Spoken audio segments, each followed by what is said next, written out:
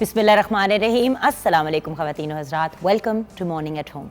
मैं हूँ आपकी मेज़बान जुगन काज़िम और आज मैं एक ऐसे टॉपिक पे बात करना चाहती हूँ जिसके बारे में जब मैं सोचती भी हूँ तो मुझे बहुत गुस्सा चढ़ता है। गुस्सा क्यों चढ़ता है? क्योंकि देखिए, किसी भी बच्चे या किसी भी यंग पर्सन की लाइफ में कुछ स्टेप्स होते हैं, कुछ मराइल होते हैं जिसके थ्रू वो गुज़र के अपने करियर को या अपने प्रोफेशन को स्टार्ट करते हैं। सबसे पहले तो ऑफ कोर्स पढ़ाई होती है, पढ़ाई के बाद करियर काउंसलिंग होती है और फिर तीसरा कदम होता है कि आप अपने करियर को स्टार्ट करें। प्रॉब्लम यह है कि हमारे यहाँ पढ़ाई हो जाती है और करियर शुरू हो जाता है, लेकिन बीच में कोई करियर काउंसलिंग नहीं होती, जिसकी वजह से कुछ लोगों के तो करियर या वो अपनी चोज़न फील्ड में काम करना शुरू कर देते हैं, लेकिन बहुत से ऐसे यंग लोग हैं जो, सॉरी और कोई वर्ड जहन में नहीं आ रहा, जो रुलते फिरते हैं। यंग लोग आजकल बहुत ज़्यादा अपसेट हैं, बहुत ज़्यादा इरिटेटेड हैं। मैं आपको बता नहीं सकती व्यूअर्स कि कितने ज़्यादा लोगों की ईमेल्स आती हैं, मैसेजेस आती हैं, हमारे फेसबुक के पेज के ऊपर हमें लोग डीएम करते हैं कि जी जुगन आप ही हमें बताएं हम क्या करें। हम पढ़ लिख के इंजीनियर तो बन गए, लेकिन अब समझ नहीं आ रही कि नौकरी कैसे हासिल करें। क्योंकि व्यूअर्स, करियर काउंसलिंग बाकायदा एक एरिया, एक सेगमेंट होता है पढ़ाई का। जब मैं कनाडा में पढ़ रही थी तो आई रिमेंबर कि हम यूनिवर्सिटी में फर्स्ट ईयर किया, सेकंड ईयर किया। जब लास्ट ईयर पे पहुंची अपने बैचलर्स की तो बहुत से करियर कैंप्स लगने शुरू हो गए। अब करियर कैंप्स क्या थे? डिफरेंट कंपनीज, डिफरेंट जगहें जो हैं वो आके अपने स्टॉल्स लगाती थी और लोग वहाँ से जाके उनके ब्रोशर लेते थे कि भाई हम जब अपनी जो भी हमारी डिग्री है उससे ग्रेजुएट करेंगे तो हमारे से रिलेटेड, जैसे कि एक अलहदा लगता था इंजीनियर्स के लिए, एक अलहदा लगता था करियर कैंप, मतलब different area, arts and media के लिए। आई रिमेंबर कि वहाँ के कनाडा के जो बहुत से, मैं मीडिया वाले में गई एंड आई स्टिल रिमेंबर कि वहाँ पे बहुत से जो रेडियो स्टेशंस थे, थिएटर के ग्रुप्स थे और बहुत से जो टेलीविज़न के चैनल्स थे, उनके लोगों ने आके वहाँ पे सेटअप लगाया और इन्फॉर्मेशन दी कि भाई हमारा ईमेल ये है, आप हमारी ईमेल के ऊपर अपना रेज्यूमे जो भेज सकते हैं, सीवी भेज सकते हैं। अब मुझे बताएं कि कितने लोगों को अपना सीवी या रेज्यूमे बनाना आता है? अच्छा, ऑनलाइन जाके अगर गूगल पे सर्च करें तो आपके पास एक जनरल सांचा तो आ जाता है, लेकिन उसके अंदर लिखना क्या है किसको पता? क्योंकि हर बंदे का अपना एक एरिया ऑफ एक्सपर्टीज होती है। जब आपसे आपके हॉबीज़ और इंटरेस्ट पूछे जाते हैं तो आप क्या बताएंगे? आप वो तो नहीं बताएंगे ना जो किसी और के सीवी पे लिखा हुआ है। सो सीवी तक बनाना हम लोग नहीं सिखाते, ये नहीं गाइड करते कि किस तरीके से जाके इंटरव्यू देना है। मैंने तो ऐसे लोग देखे, मैंने भी जब इंटरव्यूज अपने यूट्यूब के चैनल और दूसरी चीज़ों के लिए, अपनी ब्रांड के लिए जब रखे, तो बहुत से ऐसे लोग आए इंटरव्यू देने के लिए जो क्वालिफाइड तो थे, लेकिन बहुत ही कैजुअल ड्रेसिंग में आए, एटीट्यूड बिल्कुल अजीब सा था। देखिए, तरीका इंटरव्यू देने का भी एक होता है। आप उसी तरह कैजुअली उठ के जाके इंटरव्यू नहीं दे सकते जैसे कि आप अपने स्कूल के इंटरव्यू के लिए गए थे, या आप किसी के साथ बैठ के गप लगा रहे। इन सब चीज़ों की गाइडेंस दी जाती है। बाहर के ममालिक में तो बहुत ज़्यादा, लेकिन हमारे यहाँ कुछ ऐसी जगहें हैं जो करियर काउंसलिंग के बारे में गाइडेंस देते हैं, लेकिन बहुत कम, जिसकी वजह से यंग ब्रिलियंट टैलेंटेड लोग जो top of their class graduate किए होते हैं, उनके पास नौकरियाँ नहीं होती, क्योंकि उनको समझ ही नहीं आ रही होती कि कैसे अप्लाई करें। देखिए, एक पर्सनल ग्रूमिंग भी होती है। मैं पर्सनल ग्रूमिंग से कपड़े शपड़े जूतों की बात नहीं करी, मैं ग्रूमिंग की बात करी हूँ, लोगों से कम्युनिकेट करने का तरीका, टीम वर्क, बहुत सी ऐसी चीज़ें हैं। और आजकल के यंग लोग इस चीज़ से भी सफ़र करते हैं कि सोशल मीडिया की दुनिया में क्योंकि वो इतना वक्त गुजारते हैं तो उनका सारा वक्त जो है वो ऑनलाइन गुजरता है। अच्छा, एक और चीज़ जो यंग लोगों को, छोटी उम्र पे बच्चों को नहीं सिखाई जाती, जो मैं अपने बच्चों को अक्सर कहती हूँ कि बेटा अपने सोशल मीडिया पे सोच समझ के चीज़ लगाया करो। हमजा को बड़ी देर तक मैंने सोशल मीडिया पे नहीं आने दिया, अब वो 17 साल के हो गए हैं, सोशल मीडिया पे है वो एक्टिव, लेकिन मैंने उसको हर 2-4 दिनों के बाद ये समझाती हूँ कि बेटा सोशल मीडिया पे कोई फजूल चीज़ या कोई ऐसी वैसी चीज़ नहीं लगानी, क्योंकि वही चीज़ कल को जब आप इंटरव्यू कहीं पे दे रहे होंगे और वो आपके सोशल मीडिया को चेक करेंगे तो उसके बेस पे हो सकता है आपको जॉब ही ना मिले। अपने रिलीजियस पॉइंट ऑफ व्यू, अपने political point of view online आपने नहीं शेयर करने, कोई वाहियात चीज़ आपने नहीं शेयर करनी। बाहर के ममालिक में तो जब कोई जॉब के लिए अप्लाई करता है तो उनके सोशल मीडिया के हैंडल्स भी सारे चेक किए जाते हैं कि भाई कोई ऐसी वैसी बात, कोई ऐसे गलत ग्रुप का हिस्सा तो नहीं है, कोई ऐसी नेगेटिव इनकी सोच तो नहीं है जो हमारी इदारे के साथ सिंक नहीं होती। यूएस दुनिया कहाँ से कहाँ पहुँच गई है। हमने भी अपने आप को इवॉल्व करना है और ऐसी जगह पे लेके जाना है जहाँ पे हमारे यंग लोग और याद रखें हमारे यंग लोग जो हैं 60% हमारे जो मतलब 60 to 70% के बीच का कोई फिगर है जितनी पॉपुलेशन हमारे मुल्क की यूथ की कैटेगरी में आती है, और यूथ ही है जो जॉबलेस घूम रही है। वाई? क्यों वही लोग जॉब्स हासिल कर पाते हैं जिनकी कोई जान पहचान होती है या जो किसी रेफरेंस से एंटर होते हैं? हर इंसान को मौका मिलना चाहिए कि वो जाए और जॉब के लिए अप्लाई करे। बहुत से लोग कहते हैं जी हमें नौकरी नहीं मिली, जब पूछो कि जॉब के लिए अप्लाई किया तो कहते हैं हाँ जी किया तो था, एक तो जगह बात की थी लेकिन कुछ बना नहीं। भाई इन यंग लोगों को क्यों नहीं पता, और इनको कौन बताएगा? बच्चों को ख्वाब तो नहीं आना, इल्हाम तो नहीं होना, हम ही उनको गाइड करेंगे ना। एक तो मैं पेरेंट्स से रिक्वेस्ट करूंगी कि बच्चों को ज़बरदस्ती किसी भी फील्ड में ना पुश करें। जो उनका एरिया ऑफ इंटरेस्ट है, जहाँ पे आपको लगता है कि वो एक्सेल करेंगे, वहाँ पे उनको इनकरेज करें। अगर उनका इंटरेस्ट फॉर एग्जांपल स्पोर्ट्स में भी है या म्यूज़िक में है या मीडिया की किसी फील्ड से है, जिस भी एरिया में उनका इंटरेस्ट है उनको गाइड करें। अब देखें आर्म्ड फोर्सेस में इंसान बहुत लकी होता है, आप एक दफ़ा ज्वाइन कर लेते हैं तो फिर आप उसके एक प्रॉपर प्रोसीजर से गुजरते हैं और आप डायरेक्ट जो है अपनी जॉब पे लग जाते हैं। लेकिन वहाँ पे भी आपको काउंसल किया जाता है कि किस एरिया के अंदर आपने जाना है, आपका किस जगह पे इंटरेस्ट है, इन्फेंट्री में आपने जाना है, किसी और एरिया में जाना है। सो व्यूअर्स, जब हर बड़ी ऑर्गेनाइजेशन और हर बड़ा इदारा और स्पेशली जो ग्रास रूट लेवल पे लोगों को अपने पास लेके आते हैं, अब आप हमारी ट्रैफिक पुलिस को देखें, वहाँ पे एफए पे आपने अगर कर लिया है तो आप अप्लाई कर सकते हैं, और अगर आपके अच्छे मार्क्स हैं दूसरी चीज़ों में तो आपको जॉब भी मिल जाती है। लेकिन वहाँ पे आपकी प्रॉपर ग्रूमिंग की जाती है, आपको गाइड किया जाता है और फिर आपको गेज किया जाता है कि किस एरिया में आप बेहतर और अप्रोप्रिएटली फिट होंगे। तो हम क्यों नहीं प्रॉपर काउंसलिंग, करियर काउंसलिंग के थ्रू, देखिए हर किस्म की काउंसलिंग होती है, मतलब जो लोग जहनी किसी बीमारी का इलाज होते हैं उनकी भी काउंसलिंग होती है। अगर कोई बच्चा स्कूल में मिसबिहेव करता है तो उसकी काउंसलिंग की जाती है। काउंसलर्स हर स्कूल में होते हैं, लेकिन करियर काउंसलर्स जो हैं वो मिसिंग हैं। हाई स्कूल में जब यंग बच्चे पहुंचते हैं अमेरिका में, कनाडा वगैरह में, तो करियर काउंसलर के पास उनका जाना मैंडेटरी होता है, यानी कि ज़रूरी होता है, और वो करियर काउंसलर के पास बैठ के अपने इंटरेस्ट डिस्कस करते हैं। और बहुत से यंग लोगों को मैं जानती हूँ जिन्होंने करियर काउंसलर के बाद पास जाके फाइनली डिस्कवर किया कि वो करना क्या चाहते हैं। सो प्लीज़ मेरी रिक्वेस्ट है उन सारे एजुकेशनल इंस्टीट्यूशन से, यूनिवर्सिटी से, कॉलेजेस से कि प्लीज़ करियर काउंसलिंग का कोई सिलसिला रखें। क्योंकि स्कूल में तो आपको कहा जाता है कॉलेज में पढ़ोगे, लिखोगे, बनोगे नवाब। भाई नवाब बनने का तरीका तो बताओ, गाइडेंस तो दो। जब प्रॉपर गाइडेंस मिलेगी तो तब बच्चे आगे जाएंगे और कुछ अपना बना पाएंगे। बिकॉज अगर करियर का स्टार्ट ही सही ना हो, और वैसे भी बहुत से यंग लोग एक जॉब पे काम करते हैं, थोड़ी देर करते हैं, 2-3 जॉब चेंज करके ही किसी एक जगह पे सेटल होते हैं। सो अगर पहले से उनको गाइड किया जाए और प्रॉपर काउंसलिंग की जाए तो शायद इस इशू से भी वो बच जाएं। एंड एक और मेजर चीज़ जिससे वो बच जाएंगे वो ये है कि 35-40 साल की उम्र पे जाके फिर एकदम से लोगों को हिट करता है कि यार ये मैं किस तरफ निकल आया या कि ये मैं किस तरफ निकल आई, और फिर उस स्टेज पे आके वो अपने करियर को चेंज करते हैं और उस वक्त और भी ज़्यादा मुश्किलात को फेस करना पड़ता है। सो आज हम करियर काउंसलिंग पे बात करेंगे आगे जाके, लेकिन उससे पहले जब हम ब्रेक में जाएंगे तो हम योगी नईम और उनकी टीम से मुलाकात करेंगे, क्योंकि एक और बहुत मेजर इशू जो आजकल हम देख रहे हैं पाकिस्तान में वो है फैटी लिवर। हर दूसरे बंदे का फैटी लिवर है और बहुत सी फिज़िकल बीमारियां जो हैं जिसमें लोग मुब्तला हैं, तो उस पर भी हम डिस्कशन करेंगे। लेकिन पहले किचन की तरफ बढ़ते हैं। अगर आपने हमें कॉल करना है तो 042992000648 पे आप कॉल कर सकते हैं। मॉर्निंग एट होम हमारा फेसबुक का पेज है।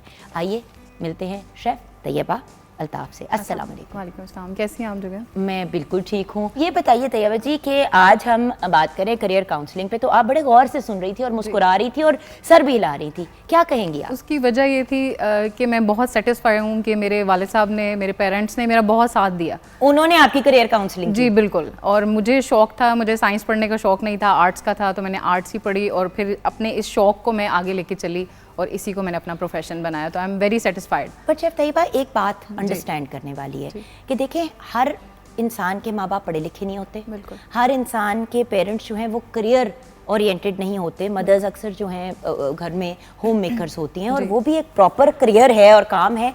लेकिन अगर किसी बच्चे ने इंजीनियर बनना है, अब्बू डॉक्टर हैं, उसको कैसे पता चलेगा कि कहाँ अप्लाई करना है, कैसे अप्लाई करना है, कौन से सब्जेक्ट्स जो हैं उनको लेने चाहिए अपने पढ़ाई के एंड में, जिससे उनकी पूरी की पूरी जो है वो पढ़ाई सही तरीके से मुकम्मल होगी और फिर आगे उनको जॉब मिलने में प्रॉब्लम नहीं होगी। अब कोई ये नहीं बताता कि इंटर्नशिप्स कितनी ज़रूरी हैं। जी बिल्कुल। जिनके माँ बाप को पता होता है वो अपने बच्चों को इंटर्नशिप्स वगैरह ये चीज़ें करा लेते हैं। अब इंटर्नशिप्स जिन्होंने की होती है मज़ीद उनके लिए जॉब आसान हो जाती है, लेकिन कोई बताता ही नहीं है। बहुत सी चीज़ें कंबाइन करके किसी एक इंसान को तैयार किया जाता है जो फिर आगे किसी जॉब के लिए अप्लाई करता है। बिल्कुल सही। और व्यूअर्स एक बात बताऊं, सीवी आपके सामने आता है ना, और अगर इतना बंदा क्वालिफाइड होता है कि कोई आपको बुला लेता है कि जी आएँ आप इंटरव्यू दें, उसके बाद आप अपने आप को प्रेजेंट कैसे करते हैं, 90% गेम यही है। अब वो आपको कौन सिखाएगा? Again a career counsellor. जी, तो आज हम किचन में क्या बना रहे हैं? जुगन, आज हम बना रहे हैं chicken macaroni with red sauce. Very nice. जी, ये वाइट सॉस में भी बनता है लेकिन हम इसको रेड सॉस में बना रहे हैं। और मैकरोनी तो वैसे ही सबकी फेवरेट बिल्कुल, होती है, बच्चों की as a pasta favourite. shape, हाँ। जी, तो व्यूअर्स मैं आपको इसके इंग्रेडिएंट्स बता देती हूँ।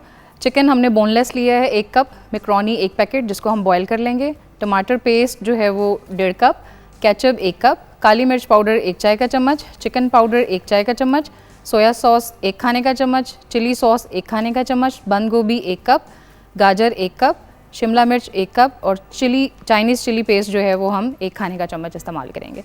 इसका तरीका मैं आपको बता देती हूँ। यम्मी एंड चटपटा साउंडिंग। यस। और इसमें जो है वो चिली पेस्ट जो है वो भी मैं होममेड ही यूज़ कर रही हूँ, और वो नेक्स्ट इंशाल्लाह मैं किसी प्रोग्राम में उसकी रेसिपी भी शेयर करूँगी। तो व्यूअर्स, सबसे पहले आपने क्या करना है कि एक पैन में आप ऑलिव ऑयल ले लें, जो भी आप घर में ऑयल यूज़ करते हैं, 3 से 4 टेबलस्पून आपने ऑयल लेना है। उसमें अदरक लहसुन की हम पेस्ट डालेंगे, उसके साथ जो हमने बोनलेस चिकन लिया 1 कप हम वो ऐड करेंगे, और थोड़ा सा उसको कुक करके जब उसका कलर चेंज होगा हम हाफ डन करेंगे उसको। और जो रेड सॉस की इसमें रेसिपी कार्ड में सारे अज्जा हैं, जिसमें केचप है, टोमेटो पेस्ट है और ये चाइनीज़ चिली पेस्ट है, ये हम उसमें ऐड कर देंगे, सारे स्पाइसेस ऐड करेंगे अच्छी तरह। जब ये ड्राई हो जाएगा फिर हम अपनी वेजिटेबल ऐड करेंगे। वेजिटेबल को आपने ओवर कुक नहीं करना, उसका क्रंच बाकी रहना चाहिए, और उसमें फिर बॉयल की हुई जो है वो ठंडी की हुई आपने मैकरोनी ऐड करके अच्छे से मिक्स करके उसको सर्व कर देना। Sounds delicious, thank you Taiba ji. अच्छा, मैं जो जिस तरीके से ये चिली पेस्ट बनाती हूँ, क्योंकि मैं बड़ी बोतल में बना के ना व्यूअर्स अपने फ्रिज में रख लेती हूँ। ये चिली पेस्ट बनाने का जो मुझे तरीका आता है, Taiba ji of course can correct me if I am wrong. Basically जो मोटी वाली लाल मिर्च होती है उसको थोड़ा सा ऑयल के अंदर जैसे कड़कड़ा नहीं लेते, और पहले मैं लहसुन डालती हूँ, जब लहसुन हल्का सा ब्राउन हो जाता है उसमें थोड़ी सी वो लाल मिर्चें डाल दी। उसके बाद जब वो हल्की सी ब्राउन हो जाती है तो मैं उसमें काफ़ी ज़्यादा सिरका डाल देती हूँ, सफ़ेद सिरका। उसके बाद नमक डाला, चीनी डाली, थोड़ी सी चीनी की मिकदार कम, just to cut the bitterness, और उसको फिर हम ग्राइंड कर लेते हैं। बिल्कुल, लेकिन इसकी भी 2-3 रेसिपीज़ हैं जो हम रेस्टोरेंट में बनाते हैं। वो ये होता है कि जो हम तड़के के लिए मिर्च, जैसे आप बता रही थी गोल साबुत मिर्च, वो लेके उसको पानी में थोड़ा सा पका लेते हैं। ठीक है। जब वो पानी में पक जाती है उसके बाद हम उसका फिर जो है वो ऑयल में मिक्सचर तैयार करते हैं, उसको ग्राइंड कर लेते हैं ठंडा करके ना, पानी में उसको गला के, और उसके बाद उसको ठंडा कर लेते हैं। और फिर उसके बाद हम क्या करते हैं, एक पैन में ऑयल लेके काफ़ी ज़्यादा उसमें अदरक जो है सॉरी आपका लहसुन वो चॉप करके डालेंगे, उसको सौते करेंगे और उसमें वो मिक्सचर डाल के उसको पकाएंगे। जब वो ऑयल छोड़ देगा, ऑयल रिलीज हो जाएगा, तो हमारी चाइनीज चिली पेस्ट। तो the same thing but just different, just थोड़ा सा डिफरेंट। सिरका मैं इसलिए डालती हूँ क्योंकि ये जो पेस्ट होती है ज़्यादातर जब हम लोग वो सूप पी रहे होते हैं ना, तो तब डालते हैं। तो इस वजह से थोड़ी सी मैं जो लाल मिर्चें हैं उनको कुक कर लेती हूँ, वरना उसका ना बहुत ज़्यादा वो तीखा फ्लेवर आ जाता है और सूप के अंदर ना वो गले को लगता है। तो वो उसके लिए हम इस तरह से बनाते हैं। शुगर आप ऐड करिए ना जुगन, वो और सिरका, वो जब आपने प्रिजर्व करना है ना, उसको रखना है कुछ दिन के लिए, तो उसमें शुगर और सिरका तो हम बना के जब डाल लेते हैं ना, तो हम फ्रिज में आराम से 2-3-4 हफ्ते हमारे निकल जाते हैं। बट ऑब्वियसली चेक करते रहना है, गंदा चम्मच नहीं डालना, सेम थिंग एज अचार, बट बाहर नहीं रखना, उसको फ्रिज के अंदर रखना है।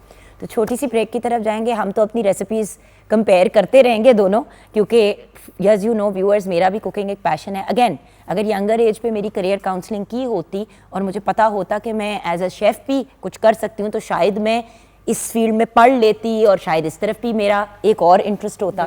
और उस वक्त पता है क्या होता था viewers, when I was younger, हमेशा एक ही बात होती थी कि भाई एक फील्ड चूज़ करो।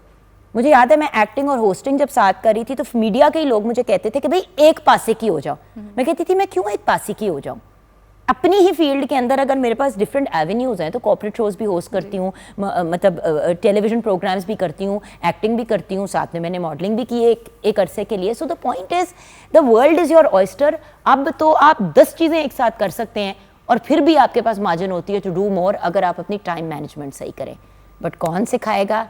कोई ऐसा इंसान जो जो आपकी करियर में आपकी काउंसलिंग कर सके, ताकि लेटर इन लाइफ आपको एहसास ना हो, अर्लियर ही आप उन एवेन्यूज़ को ट्राई कर लें, उनमें एक्सपेरिमेंट कर लें जिनमें आपका इंटरेस्ट है। ब्रेक की तरफ जाएंगे, ब्रेक के बाद जब वापस आएंगे तो हमें ज्वाइन करेंगे योगी नईम।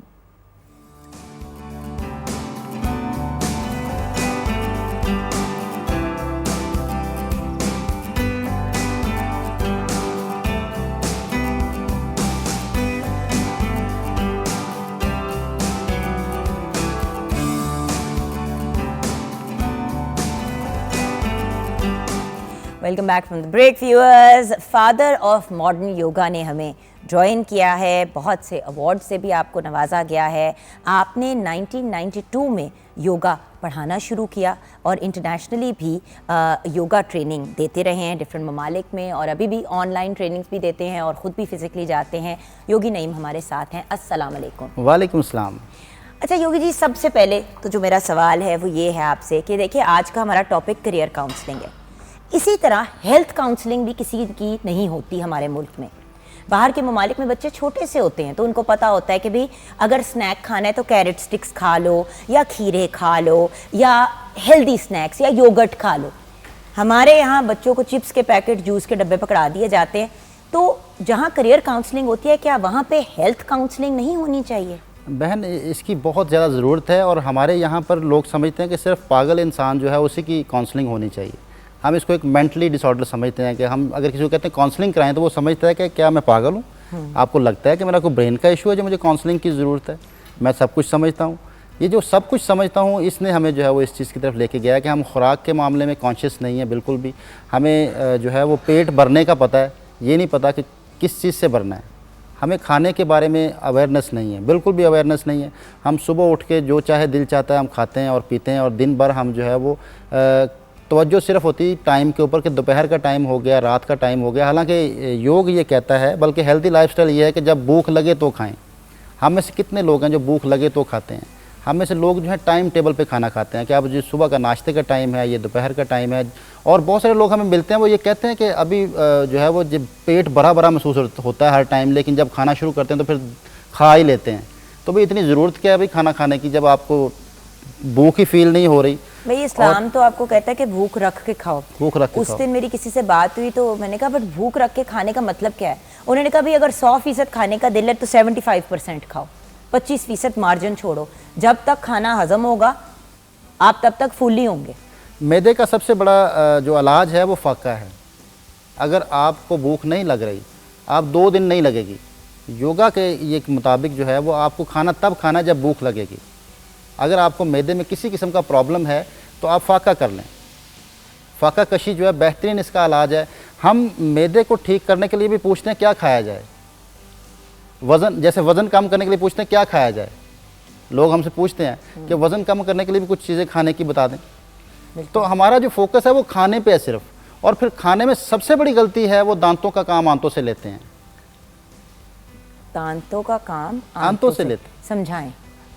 दांत जब चबाएंगे नहीं, जब आप खाना खा रहे हैं और आपने 2-3 ऐसे बाइट को चबाया और फ़ौरन नीचे ले गए। अब योगी जी यही चीज़ अगेन आपको इस्लाम सिखाता है कि खाना सही तरह चबा के खाएं, सुन्नत है। और फोकस करके, माइंडफुल होना। माइंडफुल। हम जब खाना खाते हैं तो उस वक्त बातें भी करते हैं, और मना किया गया, गुफ्तगू से मना किया गया। जब बातें करेंगे तो आप चबाएंगे नहीं। आपको खाने को कम से कम एक नवाले को 32 दफ़ा चबाना है। हम तो 20 दफ़ा भी नहीं चबाते। 32 दांत है तो 32 दफ़ा चबा लें। तो 32 दफ़ा क्या, लोग तो 10 दफ़ा नहीं चबाते। 10 दफ़ा नहीं चबाते। अच्छा, और साथ में टीवी, मोबाइल, गैजेट्स, बच्चे भी साथ।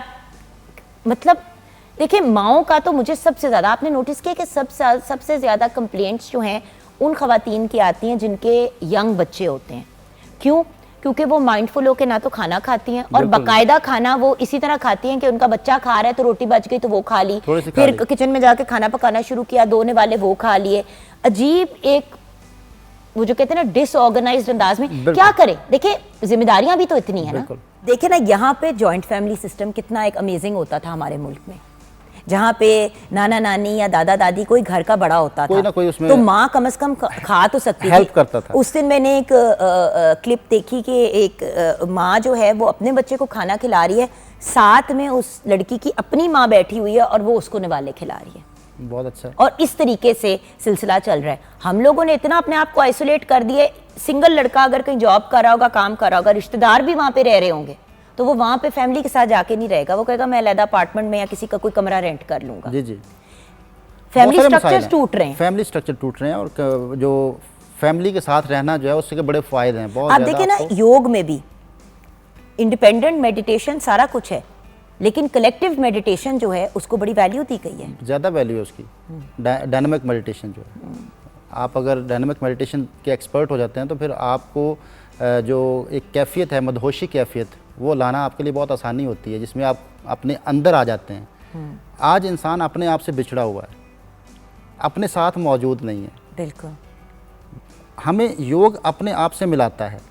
हम मेंटली जो है कहीं और नहीं जाते, हम मेंटली अपने साथ रहते हैं। और अगर आप योग को समझें तो योग ये कहता है कि अपने ब्रेन को जितना खाली कर सकते हैं, जितना खाली रखेंगे उतने आप हेल्दी हैं।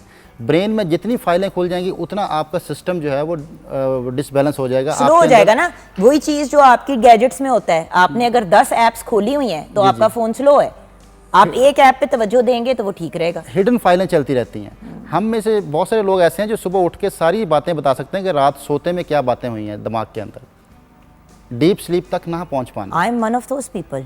मैं सुबह उठ के आपको एग्जैक्टली बता सकती हूँ कि मेरे ख्वाब में क्या हुआ और क्या क्या मैंने किस किस को कहा और क्या क्या गुफ्तगू, मतलब। और आपको पता है कभी कभी मैं जागती हूँ तो मुझे ऐसे लगता है कि मैं वहां से अभी अभी आई हूँ। मतलब वो जो होता है ना कि यकीन नहीं आता कि ये ख्वाब था कि ये वो था। और यही बात मुझे भी एक माहिर नफ्सियात ने कही कि जुगन, इसका मतलब है कि don't go into deep sleep, तुम्हारा दिमाग चलता रहता है और आप लाजमी फ्यूचर में रहती हैं। जो फ्यूचर के लोग होते हैं उनको ये सिचुएशन होती है, जो पास्ट के लोग होते हैं उनके साथ ये सिचुएशन नहीं होती। बट एक बात बताऊं, इट्स सो अनहेल्दी कल में रहना। आज आपका मिस हो जाता है, हर रोज आप कल का सोच रहे होते हैं, आज आपका मिस हो जाता है। बहुत ज़बरदस्त लफ्ज़ है खुशहाल। जो हाल में है वो खुश है।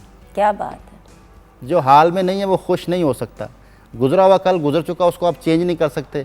आने वाले कल का ताल्लुक आपके आज के साथ जुड़ा हुआ है। बट योगी जी, आपका दावा ये है, आप ये क्लेम करते हैं कि आप ये जो सारे प्रॉब्लम्स हैं, मसाइल हैं, व्हाटएवर है, आप इससे लोगों की कंप्लीट ज़िंदगी बदल सकते हैं, राइट?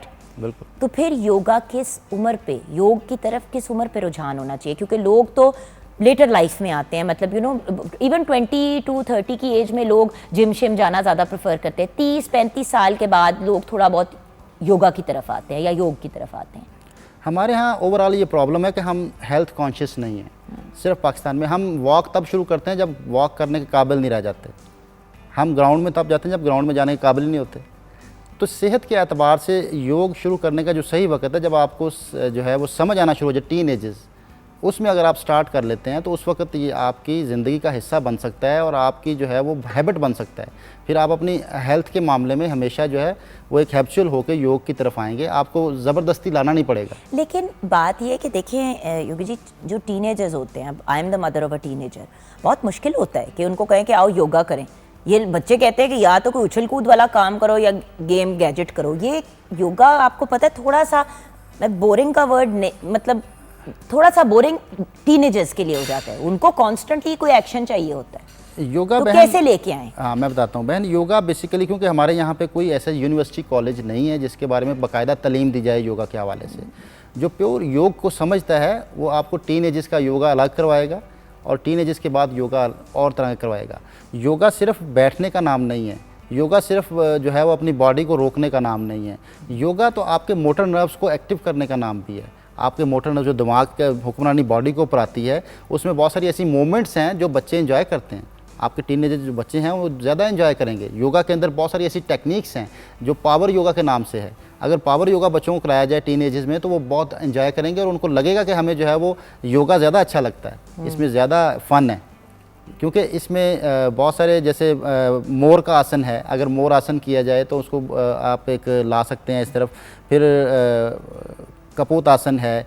इस तरह के जो पोजेस हैं, जो कपूत आसन, मोर आसन, ये सारे आसन जो हैं अगर करवाए जाएं तो इस तरह वो टीन एजेस के लिए एक फ़न होता है। उनके लिए लगता है कि एक टारगेट भी मिलता है कि ये मुझे करना है। अच्छा, मैंने तो बाहर के मुल्क पे देखा कि छोटे छोटे बच्चे जो हैं, किड्स योगा भी होता है। किड्स योगा भी होता है। किड्स योगा होता है और उनके लिए बिल्कुल मुख्तलिफ होता है। वो हंसाते खिलाते हुए उनको कराते हैं। और पोजेस के नाम चेंज होते हैं उसमें। बिल्कुल। सो वो भी एक बड़ी एक क्यूट चीज़ है। और देखिए व्यूअर्स, हम लोग हर वक्त सोच रहे होते हैं कि बच्चों को कैसे एंगेज रखें, कैसे एंटरटेन रखें। आपको योगा क्लास ज्वाइन करें और साथ में अगर ऑब्वियसली साहिब हैसियत है, वरना ऑनलाइन हज़ारों वीडियोस मिल जाती हैं। राइट वीडियो की तरफ जाएं, जैसे योगी जी की भी बहुत सी यूट्यूब की वीडियोज़ हैं जिनको आप देख सकते हैं। For the right age group देखें, उसको लगाएं और अपने बच्चों के साथ करें। It's an activity. जो आपने बैठ के कलरिंग, ड्राइंग वगैरह करनी है ज़रूर करें, ये भी बड़ी अच्छी चीज़ें हैं। लेकिन देखिए माइंड के साथ बॉडी को भी एक्टिविटी चाहिए, और ये वो वाहिद चीज़ है जो माइंड, बॉडी, सोल तीनों को कनेक्ट कर देती है। जी जी, अभी हमने एक ऑनलाइन कोर्स करवाया रमज़ान में, उसमें ज़्यादातर जो लोग थे वो टीनेजर्स के थे, बल्कि एक पूरे अदारे ने हमारे साथ इसको ज्वाइन किया। तो ऑनलाइन क्लास हमने पूरे पाकिस्तान के लिए रखी और फ्री ऑफ कॉस्ट, उसके कोई चार्जेस नहीं लिए हमने। ठीक है। और उसमें हमारे पास जो लोग हैं वो ज़्यादा यंग थे। वैसे तो योगा के हवाले से देखा जाता है बूढ़े लोग योगा करते हैं या बूढ़े लोग ज़्यादा योगा की तरफ आते हैं। अभी तक योगा की अवेयरनेस नहीं हो सकी, योगा को जो है वो समझ नहीं पाए। योगा ने पाकिस्तान में उस लेवल पे अपने आप को नहीं पिकअप कर पाया। और मज़े की बात बताऊं, योगा की तरफ लोग तब आते हैं ज़्यादातर जब डॉक्टर कहता है कि जी आप जिम शिम तो नहीं आप जा सकते, तो आप योगा कर लें, तो किसी योगा टीचर को रख ले। मेरे अपने रिलेटिव्स में 4-5 ऐसे लोग हैं जिनकी इतनी एज नहीं है, मतलब 45-50 टाइप, जिनको लोगों ने जिनका वेट ज़्यादा बढ़ गया या या दूसरे कोई मेडिकल इश्यूज हो गए, तो डॉक्टर ने कहा कि जी अब आप योगा करें। उस वक्त ढूंढ रहे हैं कि यार कोई, बट पाकिस्तान में इतने योगा टीचर्स भी नहीं है। टीचर्स भी नहीं है बहन, यही मैं कहना था कि मैं चाहता हूँ इलाज करवाना है, लेकिन उसके लिए अगर डॉक्टर ही नहीं है तो बंदा किधर जाए फिर। क्लिनिकल योगा के एक्सपर्ट नहीं है। यूट्यूब से सीखे हुए, गूगल से सीखे हुए बहुत सारे लोग मिलते हैं। मैं तो ये बहुत दफ़ा लेकिन वो फिर आपके गिट्टे कोटे भी तो हिला देते हैं। मैं ये कहता हूँ बहुत दफ़ा, ये मॉर्निंग शोज़ में मैं बहुत दफ़ा कह चुका हूँ कि दुनिया की सबसे आला मशीन इंसान है। तो हम अपनी छोटी छोटी मशीनों को चेक कराने के लिए अच्छा मैकेनिक ढूंढते हैं। तो कभी हमने इस मशीन को अपना किसी के हवाले करते हुए ये नहीं सोचते कि एक्सपर्ट भी है या नहीं है। हमें ये रिक्वेस्ट करनी है कि जितने लोग योगा करवाने वाले हैं, कम से कम वो इस नॉलेज को पहले सीखें और फिर सिखाएं। सही, नॉलेज को सीखें, सर्टिफाइड हों। हमें पाकिस्तान में क्योंकि चेक एंड बैलेंस कोई नहीं योगा के ऊपर। ऐसे लोग हैं योगा करवाने वाले जिनको कोई पता ही नहीं है योगा के बारे में, जानते नहीं हैं, तो इस वजह से योगा ऊपर नहीं आ पाया। लोगों को अगर इसके रिज़ल्ट मिल जाएं, किसी माहिर योगी के साथ बैठें, योगा करें, तो मेरा ख्याल है कि बहुत जल्दी परवान चढ़ सकता है पाकिस्तान में। और ये एक ऐसा आर्ट है जिसके ऊपर कोई एक्सपेंस नहीं आते, आपको कोई खाना नहीं पड़ता, आपके अंदर जो मेडिसिन है उसको आपने यूटिलाइज करना। योगा के बेनिफिट्स क्या हैं योगा एक नॉर्मल हेल्दी इंसान के लिए? क्योंकि इसके बाद जो हमने आपसे सीखना है, अभी आपकी टीम भी हमें ज्वाइन करेगी पूरी, तो मैं चाहती हूँ कि सीखे तो हम आपसे। देखिए मैं पिछले दिनों में कहीं बैठी हुई थी तो मेरी एक दोस्त ने घूम के कहा कि उनके बेटे का फैटी लिवर है। मैंने कहा उसकी एज क्या है? कहती 16 साल। मैं हक्का बक्का रह गई। मैंने कहा 16 साल के बच्चे का फैटी लिवर क्यों है? तो क्या योगा के थ्रू हम, क्योंकि इसका कोई इस तरह से इलाज नहीं होता, बस कहते वेट रिड्यूस करें, एक्सरसाइज करें, तो उसके बारे में आपसे आगे जानूंगी। लेकिन योगा के बेनिफिट्स एक नॉर्मल हेल्दी इंसान के लिए क्या हैं? योगा के सबसे जो बड़े बेनिफिट्स में जो एक बेनिफिट है वो है कि इंसान को लम्हा मौजूद के साथ जोड़ता है, प्रेजेंट मोमेंट में लेके आता है। Now, in the now thoughtless position ले आता है। आपके ब्रेन के अंदर जो जंक फाइलें चलती रहती हैं, हिडन फाइलें चलती रहती हैं, उनको बंद कर देता है। सही। आपकी ब्रेन की हुक्मरानी आपके जिस्म के ऊपर ले आता है। आपके ऑर्गन्स सही तरीके से काम करना शुरू कर देते हैं। ये जितने लोगों को हार्मोनल इम्बैलेंस है, PCOS कितनी बच्चियों को है आजकल? उसकी बड़ी वजह ये है कि हम कोऑर्डिनेशन खो बैठे हैं माइंड और बॉडी का। हम फिजिकली जहाँ मौजूद है, मेंटली वहाँ मौजूद नहीं है। जितने हार्मोनल डिसऑर्डर हैं वो होते ही इस वजह से हैं। उसकी बेस ये है कि आप जो काम कर रहे हैं उसमें मेंटली इन्वॉल्व नहीं होते। मेंटली कहीं और होते हैं, फिजिकली कहीं और होते हैं। इस वजह से आपके हार्मोनल इम्बैलेंस होता है। हार्मोनल इम्बैलेंस जो है वो ये समझ लें कि सॉफ्टवेयर इशू है, मैकेनिकल इशू नहीं है। ठीक है। आपके सॉफ्टवेयर में प्रॉब्लम आ गया है, आपके ब्रेन की जो कॉन्सेंट्रेशन है कहीं और है। लेकिन क्या इसमें वो जो हम केमिकल और अननेचुरल चीज़ें खाते हैं उसका अमल दखल नहीं है साथ साथ? उसका भी है। देखिए ना कितनी अजीबोगरीब चीज़ें हैं, हम लोग जिनके ऊपर अजीबोगरीब स्प्रेज हुई हुई होती हैं, डब्बे की वो चीज़ खा लेते हैं। व्यूअर्स सोचे इसके बारे में, डब्बे की हम वो चीज़ खा ले होते हैं जिसकी एक्सपायरी 5 साल बाद की होती है। तो योगा इसके बारे में, वही चीज़ अगर आपने बाहर रखी हो और नॉर्मल ऑर्गेनिक हो तो वो एक दिन ना चले। योगा इसको तमासिक डाइट कहता है। योगा डाइट को 3 हिस्सों में तकसीम करता है, सत्विक, तमासिक, राजसिक। सत्विक डाइट जो ताज़ा पकाई जाए और कम मिर्च मसाले हों, लवाजमात कम से कम हों, जितना नेचुरल हो सकता है। जी सर। और कम से कम पकाया जाए, ये है सात्विक डाइट। वो कुछ भी हो सकता है, जो कम से कम पकाया जाए, कम से कम रेसिपी ऐड की जाए और ताज़ा पका के ताज़ा खाया जाए, ये है सात्विक डाइट। ये सबसे हेल्दी डाइट है, योगा कहता है, इंसानी सेहत के लिए। दूसरे नंबर पे है तमासिक डाइट।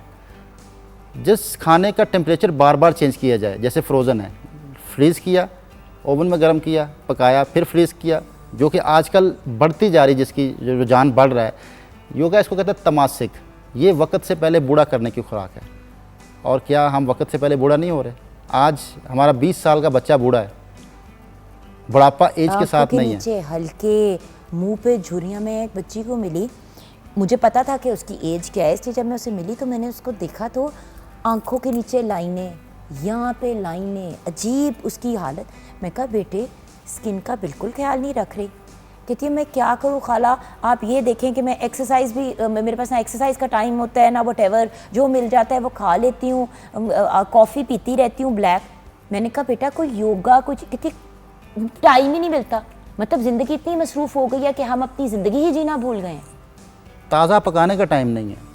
हम ताज़ा तो छोड़ें, अब तो पहले तो होता था कि चलो टेक अवे ले लेते थे, अब तो टेक अवे भी नहीं खाते, अब तो पैकेटों में जो मिलते हैं चिप्स चुप्स जूस वूस, उस पर गुजारे निकाल रहे हैं।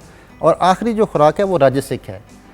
राजसिक किस खुराक को कहते हैं? जिसमें बहुत रोगनी ग़िज़ाएँ हों, जिसमें रोगन ज़्यादा हो, तरी हो और बहुत तेज़ मिर्च मसाले हो और उसमें मुरागन ग़िज़ाएँ ज़्यादा हों। ये राजसिक जो खुराक है, योगा ये कहता है कि ये आपके ऑर्गन्स को बूढ़ा करती है, आपके ऑर्गन्स ख़राब कर देती है, आपके ऑर्गन्स सही तरीके से काम नहीं कर पाते, आपका सिस्टम हेल्ड हो जाता है इंटरनल ऑर्गन्स का। तो ये 3 हिस्सों में डिवाइड करता है योगा। अच्छा योगी जी, हम ब्रेक की तरफ जाएंगे। ब्रेक के बाद आपसे रिक्वेस्ट है कि आप अपनी पूरी टीम को भी इनवाइट कीजिएगा और हमें आप फिर फिज़िकली बताएं कि वो क्या चीज़ें कर सकते हैं जिससे हम हेल्दी ज़िंदगी की तरफ जा सकते हैं, और फैटी लिवर के लिए स्पेसिफिकली अगर कोई ऐसे पोजेज़ हैं तो वो भी बताइएगा। हम ब्रेक के बाद वापस आएंगे, आप हमारे साथ रहिएगा।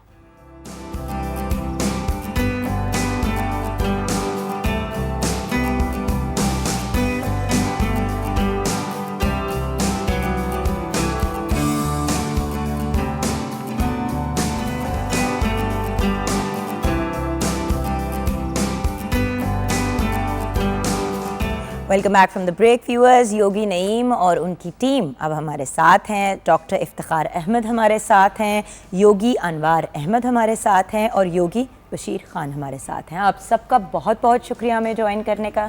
Bless you. आप एक बड़ा ही पॉजिटिव मैसेज जो है हमारे व्यूअर्स को पुश फॉरवर्ड कर रहे हैं, बिकॉज बात यह कि किसी भी एज में आप योगा की तरफ आ सकते हैं व्यूअर्स। और ये एक, जैसे कि योगी जी ने हमें ब्रेक से पहले भी बताया कि ये एक बहुत ही ब्रिलियंट चीज़ है अपने लाइफस्टाइल को चेंज करके इवॉल्व करने के लिए। जी योगी जी। बहन, जैसे कि फैटी लिवर पे बात हो रही थी, फैटी लिवर की वजह मसला क्या है? ये फैटी लिवर क्या है? जिगर मोटा हो जाता है? जी जी, या जिगर पे चर्बी आ जाती है? बहुत बड़ी वजह ये है फैटी लिवर की। जब हम इसमें कोई चीज़ फ्राई करते हैं और फिर उसको ठंडा कर लेते हैं, फिर उसी ऑयल में दोबारा फ्राई करते हैं, फिर ठंडा करके रख लेते हैं, फिर उसी ऑयल में फिर दोबारा फ्राई करते हैं, ये एक मेन बड़ी वजह है जो फैटी लिवर की। जैसे हम फ्राई चीज़ें लेते हैं, अगर आप घर में फ्राई करते हैं और अपना वो ऑयल दोबारा उसको यूज़ नहीं करते तो फैटी लिवर नहीं होगा। फ्राइड चीज़ डिपेंड करता है ना तेल कौन सा यूज़ कर रहे हैं। अब देखिए, कोलू का तेल इस्तेमाल करें, आप जैतून का तेल लें, सरसों के तेल को इस्तेमाल करें। देखिए, एक तो जैसे कि योगी जी आपने हमेशा कहा है कि अपने इलाके की इंडिजिनस चीज़ को यूज़ करें। बिल्कुल। शहद भी इधर का ही यूज़ करें। अब आप लाहौर साइड पंजाब में रहते हैं, आप यहाँ का शहद इस्तेमाल यहाँ का, आप क्यों अमेरिका अफ्रीका से मंगवा रहे हैं? तेल इस्तेमाल करें। हमारे यहाँ सरसों से ज़्यादा क्या ऑयल है जो हमें सूट करेगा? हमें मस्टर्ड ऑयल सूट हमारी मिट्टी में जो चीज़ है, जो मौसमी चीज़ें हैं जी, वो चीज़ें आपको लेनी है।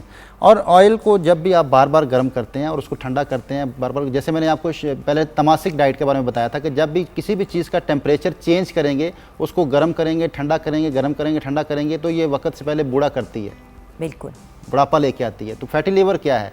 आपको कोई चीज़ खाने को दिल नहीं चाहता, आपका पेट भरा हुआ फील होता है हर टाइम, आपको भूख लगती नहीं है और आपको हर वक्त जिस्म आपकी सुस्ती रहती है, कुछ भी करने को जी नहीं चाहता। आप चाहे 10 साल के हैं, 12 साल के हैं, 15 साल के हैं। पता है, और अफसोस के साथ 8-8, 10-10 साल के बच्चों का फैटी लिवर डायग्नोज हो रहा है। क्यों? क्योंकि बच्चा पैदा होता है, 6 माह का होता है, तो उसको पानी और ठोस ग़िज़ा की तरफ लाने के बजाय माँ बाप जो हैं वो सॉफ्ट ड्रिंक बोतल में डाल के पिला रहे होते हैं, लाल शरबत डाल के पिला रहे होते हैं। बच्चा जब खाने की तरफ आता है तो उसको आप डब्बे के वो जो मार्केट से जो नगेट्स मिलते हैं, इस तरह की चीज़ें मिलती हैं, वो आप खिला देते हैं, फास्ट फूड उनको खिलाते हैं।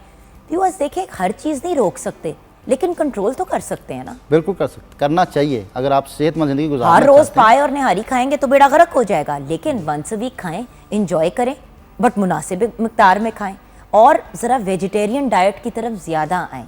आपने नोटिस किया कि योगी क्यों इतने हेल्दी होते हैं? क्योंकि मैक्सिमम उनकी डाइट जो है वो वेजिटेरियन है, वेजिटेरियन और ताज़ा खुराक और नेचर के करीब रहते हैं। अच्छा, ज़्यादा रेसिपी पोजेस बता दे, लोगों ने कहना है हम दोनों भाई बहन गप्पे ही लगाते रहेंगे और वो मसला बढ़ जाएगा। अभी हम कुछ ऐसे पोजेस करेंगे जो फैटी लिवर के बहुत बेहतरीन पोजेस हैं, जो जिनको फैटी लिवर है मेरे साथ करेंगे आप सब। इसमें आप अपने ऐसे पहाड़ का एक आसन है जिसको जो है वो पर्वत आसन कहते हैं। पर्वत आसन, हाँ जी। तो ये एक एक कार को पहले अपनी हील को टच करें, बॉडी को स्ट्रेच करें, कमर सीधी रखनी है इसके अंदर और एक लेग को आपने सीधा करना है और हील टच करनी है। अच्छा योगी जी, एक सवाल है, अब हर बंदे में इतनी फ्लेक्सिबिलिटी शुरू में तो नहीं होती? हाँ, शुरू में नहीं होती, लेकिन वो जितना इजीली कर सकता है उसको उतना करना चाहिए। क्योंकि लोग क्या कहते हैं कि जी हमसे नहीं हो रहा, फिर छोड़ देते हैं एक दफा ट्राई करके। मैं इसका जो है वो अल्टरनेट बताता हूँ, जो लोग बूढ़े हैं या नहीं कर पाते या जो स्टार्टिंग मतलब बिगिनर्स हैं, बिगिनर्स के लिए फिर ये है कि बैठ जाएं और लेग सीधी कर लें या एक पाँव को ऐसे फोल्ड कर लें, पाँव को स्ट्रेच करें। अच्छा, अब उन्होंने टांग फोल्ड किया व्यूअर्स, और पैर जो है वो थाई को लग रहा है। जी जी, ताकि वो, ये मैं इधर से दिखा देता हूँ, ऐसे टच कर लें। एक एक करके अपनी लेग को जो है थोड़ी देर स्टे करें, थोड़ा सा रोकें और फिर वापस। आप काफ मसल्स को जितना स्ट्रेच करेंगे उतना आपके लिवर को फ़ायदा होगा। आपको मैं बता नहीं सकती, क्योंकि मैं आजकल बहुत ज़्यादा वॉक और रनिंग करती हूँ, रनिंग एक्चुअली ज़्यादा, तो क्योंकि आपको पता है गिट्टे घोटे थोड़े रह जाते हैं और मैं सॉफ्ट सरफेस पे ही करती हूँ, ट्रेडमिल वगैरह पे नहीं करती। तो होता ये है कि काफ में ना बड़ी दर्द होती है, तो मैं एक्चुअली ये अनकॉन्शियसली रात को लेट के करती हैं, तो इससे नींद अच्छी आती है, नींद भी अच्छी आती है और रिलैक्स हो जाती है आपकी टांग, सारी दर्दें खत्म हो जाती हैं। इसका एक और फ़ायदा बताता हूँ आपको। जब आप काफ मसल्स को स्ट्रेच करते हैं तो आप दिल की मावनत करते हैं। अच्छा, आपके दिल की तरफ जो ब्लड सप्लाई है, जो मैनुअल है, आपका हार्ट कभी भी खून को जो है वो वापस नहीं खींचता, वो सिर्फ पंप करता है। एक ऑर्गन है जो सिर्फ खून को सप्लाई देता है पूरी बॉडी को। हार्ट अटैक की जो बड़ी वजह है वो एंजाइना पेन है, और एंजाइना पेन की बड़ी वजह ये है कि ब्लड सप्लाई जो है वो दिल की तरफ स्लो हो जाना, जिसको मैनुअल सप्लाई कहते हैं। अगर आप काफ मसल्स को स्ट्रेच करके रोकते हैं, ये दिल की मावनत होती है, ये आपके 2 दिल हैं योगा के मुताबिक, काफ मसल्स। अच्छा, इंटरेस्टिंग बात है कि अक्सर जब आपने लेनी होती है वेन दिल में डालने के लिए व्हाटएवर, तो वो टांग से ही काफ मसल से। तो मेडिकल भी इसको मानता है कि जब आपके दिल की तरफ जो सप्लाई है उनका ताल्लुक काफ मसल्स के साथ है। अगर आपके काफ मसल स्ट्रेच नहीं होंगे तो आपके दिल की जो हेल्थ अच्छी नहीं हो सकती, दिल की तरफ खून की सप्लाई बेहतर नहीं हो सकती। तो ऐसे आपने पाँव को हल्का हल्का, जोर लगाना ही नहीं है, जितना आप कर सकते हैं बस रोक लें, वहाँ पे स्टे कर लें। फिर इसमें अगली टेक्निक क्या है, अगर आप इसको और टेक्निकल करना चाहते हैं और बेहतर करना चाहते हैं, वो ये है कि आपने स्ट्रेच करके एड़ी उठानी है और घुटने को दबाना है, फिर पाँव आगे खींचना है, फिर वापस आपने घुटने को नीचे की तरफ दबाते हुए आपका काफ मसल जो है वो टच हो फ्लोर के ऊपर, लेकिन हील को उठाने की कोशिश करें, थोड़ा सा उठेगी। ठीक है, हील जब उठेगी तो इससे ज़्यादा फ़ायदा होगा। फिर आप दोनों इकट्ठे भी कर सकते हैं, अगर आप कुछ दिन करते हैं तो दोनों हील्स इकट्ठी उठाएं, टांगें सीधी करके बिल्कुल हील्स को उठाएं, फिर वापस। अच्छा, दूसरा इसमें फिर अगर आप थोड़े दिनों के बाद आप माहिर हो जाते हैं, फिर दोनों इकट्ठी हील्स को ऐसे टच करें। अच्छा, यानी कि जो ये हम पर्वत पोज आपको बता रहे थे, माउंटेन पोज भी, तो इसको आप ये अगर प्रैक्टिस करेंगे अच्छे तरीके से अपने पैरों का, जो आपने भी बताया, तो फिर आप ये कर सकेंगे, ये करना आसान हो जाएगा। फिर प्लैंक पोजीशन में आए। अच्छा, ये आपके एब के लिए, आपके कोर के लिए, जो अक्सर लोग कहते हैं ना मोटा पेट, ये उसके लिए बहुत बेहतरीन है। आप मुझे अपने साथ रख लें ट्रेनर, आप बात नहीं मानते। नहीं भाई बहन, आप माशाल्लाह बहुत इसकी माहिर हैं, इसका मतलब वेट लॉस। ये वो इंसान कहता है जो बेसिकली मगरों ला रहा होता है। तो फिर मेरी तो कोई सुनेगा ही नहीं। मेरा भाई बड़ा ब्रिलियंट है, दोनों हील्स मेरी किसने सुननी है। बट वही वाली बात है ना व्यूअर्स के, मैंने वेट रिड्यूस किया, लेकिन कोशिश यही की कि बॉडी में सैगिंग ना आए और जिस्म नरम ना हो जाए, क्योंकि होता पता है क्या है, लटक जाता है। नहीं भाई, बंदा वेट तो लूज कर लेता है लेकिन बॉडी में शेप हो जाती है, वेट लटक जाता है आपका, जिस्म लटक जाता है। लटक जाता है। तो और अच्छा, by the way one of the best veg अच्छा, वेट लॉस जब आप कर रहे हो इज टू डू योगा। अब मैं प्लैंक ऐसा बताऊंगा जिससे आपकी कमर में तकलीफ नहीं होगी। मैं यही कहने लगी थी, वो यंग लोग तो कर लेते हैं, ओल्डर जनरेशन को प्रॉब्लम होती है। प्लैंक करते हुए लोगों को जो है हमेशा कमर दर्द हो जाता है। उसमें गलती क्या करते हैं वो भी बताऊंगा, लेकिन क्योंकि हिप्स ऊपर कर देते हैं ना। और अगर आपको मैं ऐसी टेक्निक बताऊं जिससे आपकी कमर भी सेफ रहे और प्लैंक भी हो जाए। इस पोजीशन में अपने पाँव रख लें और शोल्डर के बिल्कुल नीचे आपके हाथ हों और आपके जो घुटने हैं बिल्कुल हिप्स के नीचे हों। पाँव पीछे की तरफ लटा दें ऐसे। आप अपने दोनों जो घुटने हैं इनको थोड़ा सा ऊपर उठा के रोक लें, कमर सीधी रखें।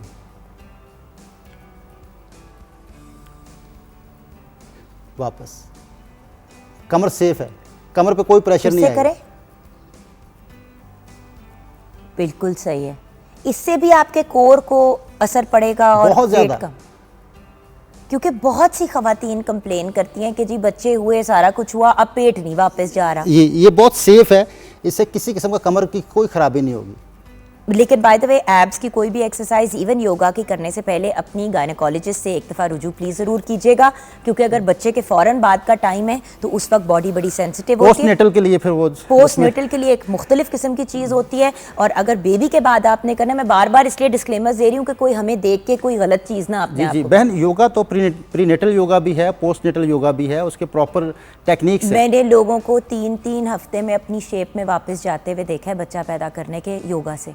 जी जी ये बेबी के हफ्ते बाद, जिनकी नॉर्मल डिलीवरी होती नॉर्मल है, डिलीवरी हफ्ते बाद बच्चे के उन्होंने ये चीज़ें करनी शुरू की और लिटरली 2 हफ्ते के बाद लगता ही नहीं है कि बच्चा हुआ। जी जी। तो अभी हम एक और पोज करेंगे फैटी लिवर के लिए, जिसको सर्वांगासन कहते हैं। इसको क्या कहते हैं? सर्वांगासन। इसमें हम क्या करेंगे? लेट जाएंगे, अच्छा, बिल्कुल लेट के। अब अपने हाथों का सहारा लेके कमर के ज़रिए कमर को हाथों का सहारा देना है और कमर को सीधा करना है ऊपर की तरफ। ये हम बचपन में करते थे, ये हम बचपन में करते थे और शदीद इसको एंजॉय भी थे करते हुए। अच्छा, सुना है कि इसको करने से सारे ऑर्गन्स आपके जाग उठते, और ये कितनी देर करना है? फिर आहिस्ता से नीचे आए, लेग्स को फोल्ड करें पेट की तरफ और कमर को नीचे रख लें। अच्छा, झटका नहीं मारना वरना झटका बैक में प्रॉब्लम हो जाएगी। करवट लेके उठ जाएं। तो ये सर्वांगासन जो है ये फैटी लिवर के लिए बेहतरीन है। ठीक है। जिनको लिवर का प्रॉब्लम है वो सर्वांगासन करें। इसको कम से कम जितना आप कर सकते हैं होल्ड कर सकते हैं, रोकें और सांस लेते रहें। और इसमें एक खास टेक्निक है, अगर उसको डिस्कस नहीं करेंगे तो ये पूरा नहीं होगा सर्वांगासन। अच्छा, और ये भी सुना है कि सर्वांगासन जो है वो एंटी एजिंग के लिए बड़ा अच्छा है। Anti ageing. जिनके चेहरे पे झुर्रियां बहुत ज्यादा हैं और ये इश्यूज हैं, वो अगर ये करें तो इससे काफी फर्क पड़ता है। झुर्रियों का ताल्लुक भी तो लिवर के साथ है। हाँ, अगर आप यंग रहना चाहते हैं तो आपका लिवर जितना यंग होगा आप उतने यंग हैं। उल्टे हो जाओ, सारे के सारे उल्टे लेटना शुरू कर दो। तो इसमें टेक्निक क्या है? एक सिर्फ टांगे ऊपर करना टेक्निक नहीं है। टेक्निक ये है, इसमें जलंधर बंद का इस्तेमाल होता है। जलंधर बंद, आप जान के ऐसे वर्ड्स यूज करते हैं ना ताकि मैं कहूं हैं। अच्छा, जलंधर बंद क्या है? अपने गले को सुकेड़ना और अपने चिन को यहाँ चेस्ट की जहाँ हड्डी शुरू हो रही वहाँ टच करना। दिखाएंगे एक दफा? अच्छा, इससे आपकी गर्दन सेफ हो जाती है। ठीक है। वरना अगर आप इस तरह करते हैं तो गर्दन के मसाइल शुरू हो सकते हैं। गर्दन लूज हो जाती है ना, तो वो सर्वाइकल स्पॉन्डिलाइटिस की तरफ चले जाएंगे आप। ठीक है। तो इसमें आपने लाजमी तौर पर जो जलंधर बंद है इसका टेक्निक को इस्तेमाल करना है कि जब आप बिल्कुल टांगे सीधी हों तो आपकी चिन जो है वो ऐसे गले को सुकेड़ा हो। मैं दोबारा करूँगा ताकि टेक्निक को समझ लिया जाए। Use technique is very very important. ये देखिए, पहले अपनी चिन को साथ जोड़ना है ठीक है, चेस्ट पे, फिर आपने अपनी बॉडी को एडजस्ट करना है। And toes pointing towards the sky. बिल्कुल सही है। और फोल्ड करके नीचे आना है आराम से, और करवट पे आपने उठना है। करवट से उठना। और बाय द वे, जब सो के भी उठे, आपने ये पहले भी हमारे शो पे 1-2 दफा कहा है, करवट लेके उठे। एकदम से जो लोग इस तरह उठते हैं ना, चक्कर आ जाते हैं, 100 प्रॉब्लम्स हो सकते हैं और मेडिकल मसाइल भी हो सकते हैं। उससे आपकी लोअर बैक का इशू भी आ सकता है। जब भी आप सीधे उठते हैं, झटका लेते हैं तो लोअर बैक पे प्रेशर आता है।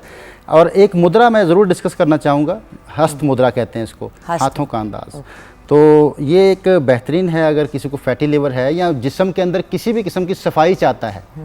अपान मुद्रा, इसका नाम है अपान मुद्रा। अपान का लफ्ज़ी मतलब ये है कि किसी भी ज़्यादती को नीचे लाना हो तो उसको अपान करते हैं। योग में इसको अपान कहते हैं कि अब अपान करेंगे तो फिर आप ज़्यादती को नीचे ले आएंगे। पहले ये दरमियान की 2 उंगलियों को अंगूठे के साथ मिला लें, सिर्फ टच करना है, ज़ोर नहीं लगाना। कितना आसान है। आपने 10 मिनट के लिए कम से कम ये जोड़ लेनी, तारें जोड़, जिस तरह तारों का कनेक्शन कर देते हैं, ये वो 5 तारें छोड़ी हुई हैं अल्लाह ताला ने कि जिस्म में अगर कोई चीज़ की तब्दीली करनी है, कोई फंक्शन एक्टिव करना है तो कोई तार जो आप समझ सकते हैं उसको जोड़ लें तो आपके जिस्म के अंदर वो चेंजेस आना शुरू हो जाती हैं। 5 एलिमेंट्स इंसान जिससे बना है वो 5 इस उंगलियों में शो होते हैं। उनकी एनर्जीज चलती रहती हैं, किसी भी एनर्जी को आप रोक नहीं सकते। अगर वो रुक जाए तो वो एनर्जी नहीं होती। इंसान 5 एलिमेंट से बना है। ये पानी को रिप्रेजेंट करती है, ये मिट्टी को, ये रूह को, ये हवा को और ये हरारत को। तो ये 5 एलिमेंट हैं। ये 2 उंगलियां दरमियान की और अंगूठा, ये 3 एलिमेंट अगर आप जोड़ते हैं तो इससे आपके जो है वो जिस्म के अंदर कोई भी ज़्यादती है, ब्लड प्रेशर है, यूरिक एसिड है, कोलेस्ट्रॉल है, फैट है, कोई भी आप कम करना चाहते हैं, यूरिन का प्रॉब्लम है, आप ये अपान मुद्रा बनाएं। इससे आपके जिस्म से कसावतें निकलना शुरू हो जाएंगी। ठीक है। जो टॉक्सिन्स बढ़ चुके हैं जिस्म के अंदर, ये सफाई का मुद्रा है। ठीक है। तो फैटी लिवर में बहुत काम करेगा। कम से कम 10 मिनट दिन में 3-4 दफ़ा बनाएं। सही। अच्छा, और कंक्लूजन में आप हमें को फाइनल चीज़ क्या बताएंगे फैटी लिवर के हवाले से?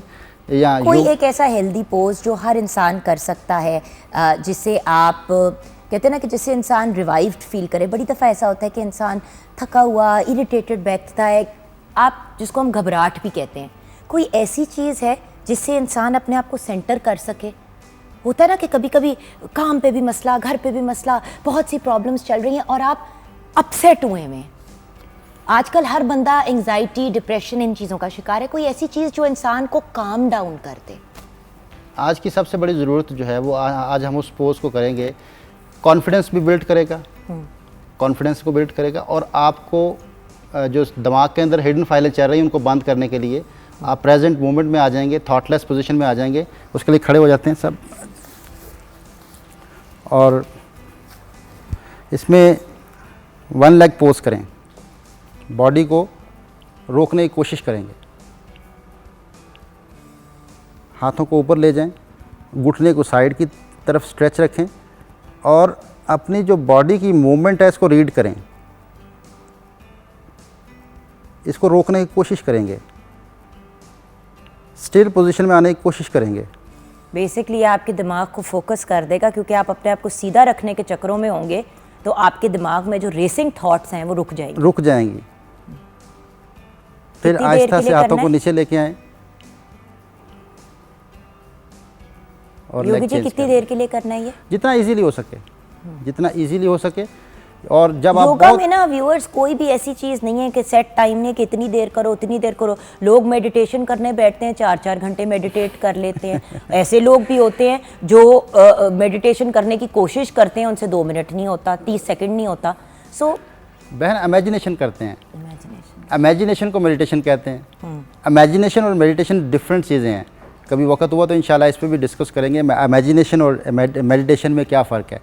तो अगर हम इस तरह के पोजेस करते हैं, जैसे नितराज के आसन हैं, आप सामने की तरफ झुकना शुरू कर दें, हाथों को पीछे ले जाएं, टांग को पीछे ले जाएं और बॉडी को सीधा रखने की कोशिश करें और अपनी बॉडी को रोकने की कोशिश करें। जो आपकी मूवमेंट हो रही है इसको रीड करें, पूरा मेंटली इन्वॉल्व हों और फिर आहिस्ता आहिस्ता वापस फिर दूसरे पाँव से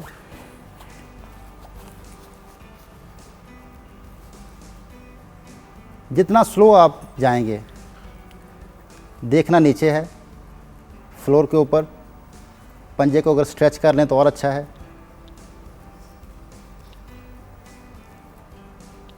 आहिस्ता से वापस। और दूसरा फिर इसका नितराज का आसन, डांसिंग पोज कहते हैं इसको, dancing pose. It's a beautiful pose, it's like ballet. जी जी। ये तो स्वान लेक होना शुरू हो गया।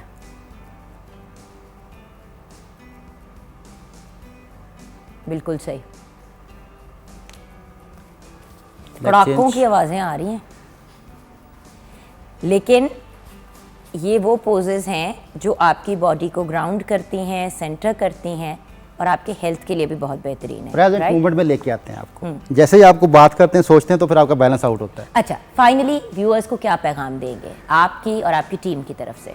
फाइनली ये है कि इंसान को अगर सेहतमंद रहना है तो अपने साथ जीना होगा। अपने साथ जिएंगे तो सेहतमंद हैं। अगर दूसरों को दिमाग के अंदर लेके आएंगे, दूसरों के साथ आप रहेंगे, तो फिर आप कभी भी जो है वो ज़िंदगी में हेल्दी लाइफ की तरफ नहीं आ सकते। हमेशा कोशिश करें कि अपने साथ रहें, अपना वक्त अपने साथ गुजारें। हम दिमागी तौर पर इतने फुल होते हैं दूसरों के मसाइल से कि अपने मसाइल जो हैं वो हमें ज़्यादा लगना शुरू हो जाते हैं, कि हम खो जाते हैं उन मसाइल में, और लोगों की अच्छाइयों को हम जो है वो भूल जाते हैं, उनकी बुराइयों को हम पकड़ लेते हैं। एक लम्हा जो है बुरा है गुजरा हुआ, उसकी तरफ फ़ौरन दिमाग चला जाता है। तो हमेशा अपने आप को हेल्दी रखें, खुश रहें। योगी नईम और उनकी टीम का बहुत बहुत शुक्रिया। डॉक्टर इफ्तिखार अहमद, योगी अनबार अहमद और योगी बशीर खान, बहुत बहुत शुक्रिया आप सबका। व्यूअर्स, हम छोटी सी ब्रेक की तरफ जाएंगे। ब्रेक के बाद जब वापस आएंगे तो हमारे मुल्क के एक बहुत ही ब्रिलियंट पर्सनालिटी, जिन्होंने ना सिर्फ पाकिस्तान में बल्कि पाकिस्तान से बाहर भी पाकिस्तान का नाम रोशन किया है।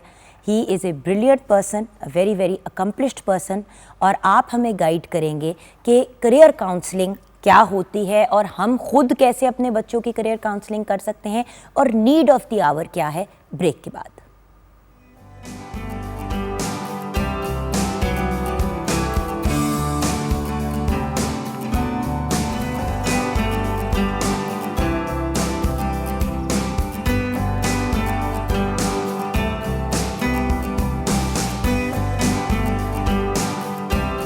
Welcome back from the break viewers. मुझे पता है कि मैंने बहुत गिले शिकवे और नाराज़गी के साथ शो का आगाज़ किया कि ये क्या नॉनसेंस है। हम आजकल बच्चों को पढ़ा लिखा देते हैं, फिर उनको नौकरियां नहीं मिलती। अगर नौकरी मिलनी भी होती है, क्वालिफाइड होते हैं, लेकिन इंटरव्यू देने जाते हैं तो उनको बोलना ही नहीं आता। करियर काउंसलिंग का कॉन्सेप्ट इस मुल्क में है ही नहीं। मुझे आपको पता है इस मुल्क से बहुत प्यार है, लेकिन जो कमियां हैं उनको पूरा करना ज़रूरी है।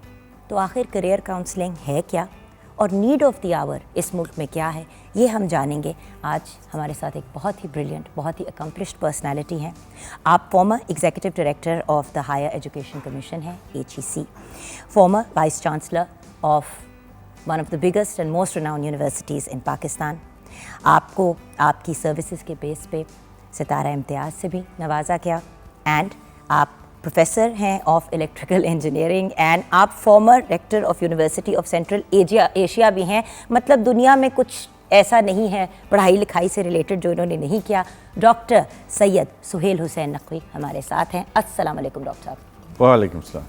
डॉक्टर साहब, it is a huge honour to have you on the show, इसलिए क्योंकि I am also one of your biggest fans, and आप जो रिसेंट प्रोजेक्ट भी कर रहे हैं उसके साथ मैंने अपने आप को ज़बरदस्ती कनेक्ट कर दिया है, क्योंकि it is such a brilliant thing that you are doing. उस पर मैं थोड़ी सी बात ज़रूर करना चाहूँगी आगे जाके, लेकिन डॉक्टर साहब सबसे पहले हमें गाइड करें कि करियर काउंसलिंग ये चीज़ क्या है।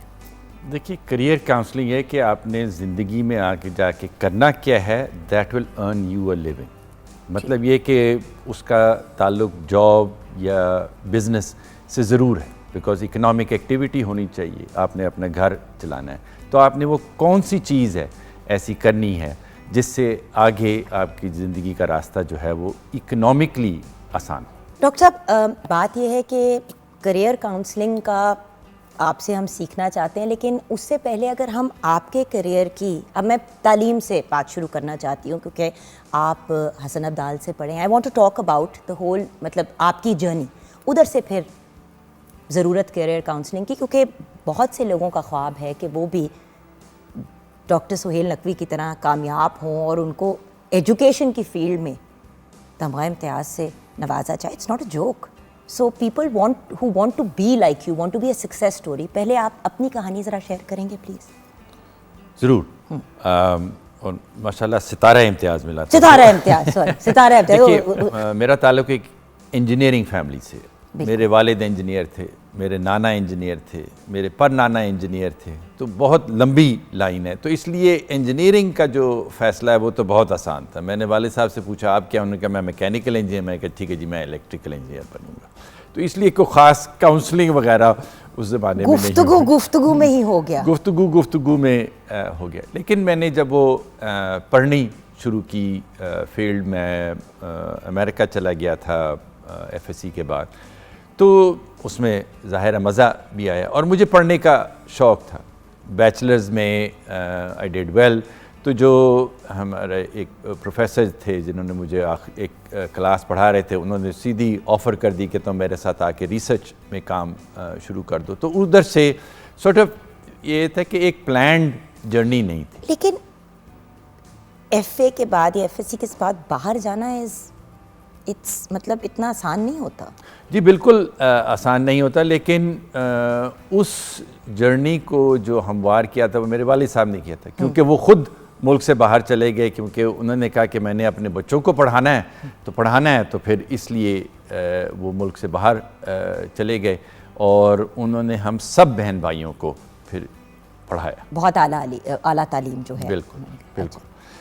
तो मैं तो इलेक्ट्रिकल इंजीनियरिंग की जर्नी शुरू हुई, फिर मैं रिसर्च चला गया, तो उसमें मतलब मज़ा आ रहा था काम में, तो बस वो चलता ही गया। तो आगे MS और PhD होगी। उसके बाद मुझे फ़ैसला करना था कि अब मैं इंडस्ट्री की तरफ जाऊं या एकेडेमिया की तरफ जाऊं, और उसमें फिर बात आ जाती है कि, और ये आई थिंक एक करियर काउंसलिंग से बहुत मौजू इशू है कि आपका दिल किधर है, और आपको वो देखना पड़ता है। ये मतलब ठीक है, हालात हैं जो भी हैं, जॉब्स हैं, लेकिन जॉब्स बड़ी जगहों पे होती हैं। तो मेरा जो शौक़ था वो रिसर्च था, पढ़ाई थी, तो मैं फिर उस डायरेक्शन में मिल गया। मेरे पास अपॉर्चुनिटी थी कि मैं इंडस्ट्री ज्वाइन कर लेता या यूनिवर्सिटी चला जाता, तो मैं यूनिवर्सिटी में चला गया और उस तरह से फिर इलेक्ट्रिकल इंजीनियरिंग की में रिसर्च की जर्नी शुरू हुई। बट आपने बहुत से बड़े बड़े इंस्टीट्यूशंस को हेड किया, जहाँ पे लोग नौकरी की उस पे जाते हैं कि कोई एक वो मिल जाए। You have actually been the head of these places, वो कैसे हुआ? देखिए, वो किस्मत के और खेल बहुत कम उम्र पे वो किस्मत के खेल हैं। I think you one of the youngest people जिन्होंने ये माइलस्टोन्स अचीव किए। आपको अपना पैशन फॉलो करना होता है। सो करियर काउंसलिंग के अंदर जब आप सोचें, आप करियर के बारे में सोचें, तो आप अपने दिल को नहीं भूल सकते। देखिए, दो चीज़ें हैं ना, दिल है और दिमाग है। आपने लॉजिकली सोच के उस तरफ जाना है या आपने अपने अंदर झांक के देखना है, और अगर दोनों में तज़ाद पैदा होगा तो ज़िंदगी में खलल आएगा। तो आपने दोनों चीज़ों को साथ लेके चलना है। बेवकूफ़ी भी नहीं करनी, लेकिन उसके साथ साथ जिधर आप के अंदर एक डायरेक्शन जो होती है, जो एक आवाज़ होती है जो ऊंची हो जाती है, उसको आपने ज़रूर सुनना। और वही चीज़ थी जिसने मुझे रिसर्च में ले गए, एकेडेमिया में ले गए। उसके बाद मैं अमेरिका में मुझे टेन्योर मिला, मैं एसोसिएट प्रोफेसर था, लेकिन मेरा दिल था कि पाकिस्तान आना। वो ये कैसे? वहाँ पे माशाल्लाह काफ़ी आपकी गुड्डी चढ़ी हुई थी, तो आप वापस क्यों आए? ये सवाल जो है ना, ये बट क्योंकि दिल चाह रहा था, दिल तो पाकिस्तान में था। यहीं पे आके मतलब मैं चाहता था कि मैं एक नई यूनिवर्सिटी खोलूं, लेकिन उस ज़माने में GIK इंस्टीट्यूट खुला था। मैंने कहा ये तो एक मतलब ज़बरदस्त एक प्रोजेक्ट है जिसमें मौका मिला है, तो मैं यहाँ पे चलता हूँ। तो बात ये कि आदमी अंदर से अंदर की ख्वाहिश होती है, लेकिन उसके बाद किस्मत ने जो दरवाजे खोलने होते हैं वो आप देखते हैं कि कौन सा खुलता है और फिर उसके मुताबिक उसको लेके आगे चलते हैं। तो फिर मैं यूनिवर्सिटी में इधर आ गया, लेकिन यहाँ पे देखा कि जो काम था वो ज़्यादा एडमिनिस्ट्रेटिव नौइयत का था। तो मैं पढ़ाता तो था, लेकिन साथ then I became the head of the department. तो उसके बाद से फिर जो मेरे सॉर्ट ऑफ करियर की ट्रेजेक्ट्री थी वो इस तरह से बदल गई कि मैं as a professor and researcher जो था वो कम होता गया और एडमिनिस्ट्रेटर जो है वो ज़्यादा होता जबकि गया। पैशन ज़्यादा वो था। देखिए, ज़िंदगी के साथ साथ ये होता रहता है, you grow and times change and आप अपने आप को उसी तरह से अडेप्ट फिर करते रहते हैं और देखते रहते हैं कि अब किस तरफ ज़्यादा मूड है और किस तरफ ज़्यादा अपॉर्चुनिटी है। उसके बाद फिर ये हायर एजुकेशन कमीशन का मौका मिला। There was a task force that was set up in higher education, और एक मुल्क में एक था कि हमने हायर एजुकेशन सिस्टम को बेहतर करना है। और आपने उसको रेवोल्यूशनराइज किया लिटरली। उसको उसको एस्टैब्लिश किया। There was a fabulous platform जो टास्क फोर्स की हमारी रिपोर्ट थी। उसके बाद ये इरादा था कि यूनिवर्सिटी ग्रांट्स कमीशन जो है वो हायर एजुकेशन कमीशन में ट्रांसफॉर्म होगा। तो मैं एक स्टीयरिंग कमेटी का हिस्सा था। 12 लोग थे जो उस ज़माने में प्रेसिडेंट ने सिलेक्ट किए थे कि भाई आप रोड मैप बनाएं हायर एजुकेशन का। तो I was the only person जो कि उस कमेटी से फिर हायर एजुकेशन कमीशन में एक्चुअली एग्जीक्यूटिव रोल पे आया। And then we looked at the fabulous opportunity, क्योंकि इस मुल्क का असासा तो उसके लोग हैं और उन लोगों के अंदर हम इन्वेस्ट करेंगे। And there was the opportunity and there was positivity कि हम यूनिवर्सिटियों को रेवोल्यूशनाइज करेंगे, उनको एम्पावर करेंगे, उनको नई नई फील्ड्स के दरवाजे उनके लिए खोलेंगे। यूनिवर्सिटियों के लिए दरवाजे खुलेंगे तो हमारी जवान कौम के लिए दरवाजे खुलेंगे। And that's how it all started. But आपने कुछ बातें की, मैं चाहती थी कि आप आराम से अपनी बात बता दें, फिर उसके अंदर से अब मैं 1-2 चीज़ें निकालना चाहूँगी। आपने कहा कि जो दिल चाहता है, पाकिस्तान में कोई पेरेंट बच्चे का दिल नहीं सुनता। मैं बात कर रही हूँ आम लोगों की, थोड़े जो मतलब, और देखें आपके माँ बाप माशाल्लाह पढ़े लिखे एजुकेटेड लोग and very accomplished in their own right. तो आपको गाइड करना या आपकी सपोर्ट करना या ये अंडरस्टैंड करना कि आपको आपके मन की करने दें कितना इम्पोर्टेंट है। लेकिन हमारे यहाँ तो बच्चा सिंगर बनना चाहता है, उसको जूते मार मार के कहते हैं तू डॉक्टर बन। सो इसके बारे में आप कहेंगे, क्योंकि देखिए आपको इस वक्त मतलब 80+ कंट्रीज़ में देखा जाएगा और इसके बाद मतलब और उसके अलावा पूरा पाकिस्तान आपको देख रहा है। तो आप हमारी आवाम को इस पॉइंट ऑफ व्यू से क्या गाइड करेंगे जो अपने बच्चों को ज़बरदस्ती फोर्स करते हैं कि ये करना है? देखिए, मैंने शुरू में जिक्र किया दिल का और दिमाग का, और हमारी सारी शायरी भी इसी के ऊपर बेस्ड है कि किस तरफ जाना है। ये वन और दी अदर नहीं हो सकता। ओके। आप ऐसी फील्ड जो है और अपने पैशन को उस तरह से भी परसू नहीं कर सकते एट अ यंग एज जहाँ पे आगे रास्ते जो हैं वो बिल्कुल ही बंद होते हैं। तो अगर आपने सिंगर बनना है तो फिर आपको ये जानना चाहिए कि आपका कंपटीशन बड़ा सख्त होगा। गा भी सकते हो कि नहीं? और गा भी सकते हो, ट्रेनिंग कैसी है, उसके अंदर कितनी मेहनत की है, और फिर उसके मुताबिक फिर आदमी आगे चलता है। अब हमारे मुल्क में जो सिंगिंग का जो रास्ता है उसके लिए फिर आपको एक हमारा पुराना सिस्टम है, घरानों का है या एक उस्ताद का है, उसके मुताबिक चलें। ऐसे ही मनमानी बिकॉज आप खुद कमरे में गा सकते हैं is not the answer. Doctor साहब देखिए, पेरेंट्स इजाज़त भी नहीं देते ना। एक तो सबसे बड़ा इशू है इजाज़त का। बच्चा आर्ट्स में एक्सेल कर रहा है, उसको मार मार के साइंस की तरफ ले आते हैं। बच्चा साइंस करना चाहते हैं, उसको कहते हैं तू की करना है, बेटियों को अक्सर तू की करना है डॉक्टर बन के चल। तो ये बहुत मसाइल है और हम लोग इस शो पे अक्सर ऐसे लोगों से मिलते हैं, यंग ब्रिलियंट वुमेन जो 40+ पे जाके पढ़ रही होती हैं और चीज़ें कर रही होती हैं क्योंकि बचपन में माँ बाप ने ज़बरदस्ती किसी और तरफ लगा दिया या 16-17 साल की उम्र पे शादियाँ कर दी।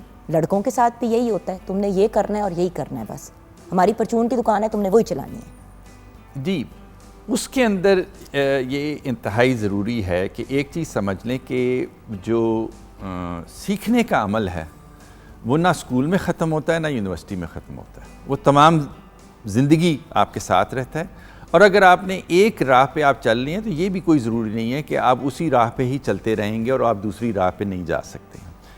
दुनिया बदल गई है।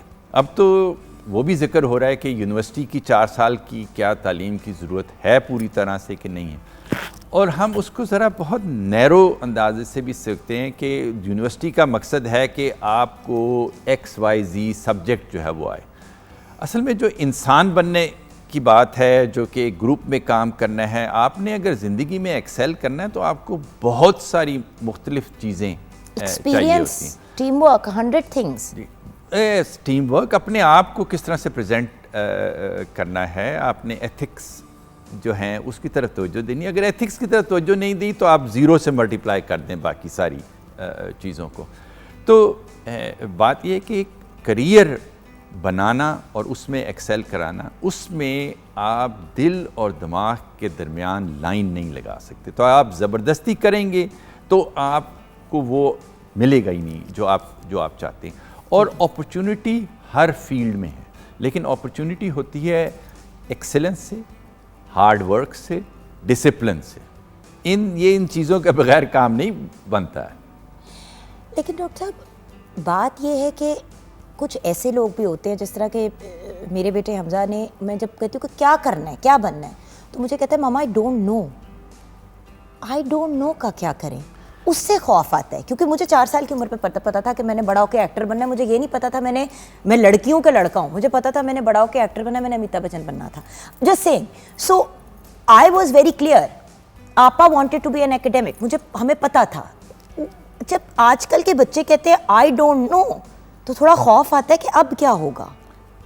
कोई खौफ नहीं आना चाहिए, क्योंकि इन ऑल प्रोबेबिलिटी जिस जॉब में वो काम करेंगे और जिस जगह वो जाएंगे, उसके बारे में आपको एज अ मदर कुछ भी पता नहीं है।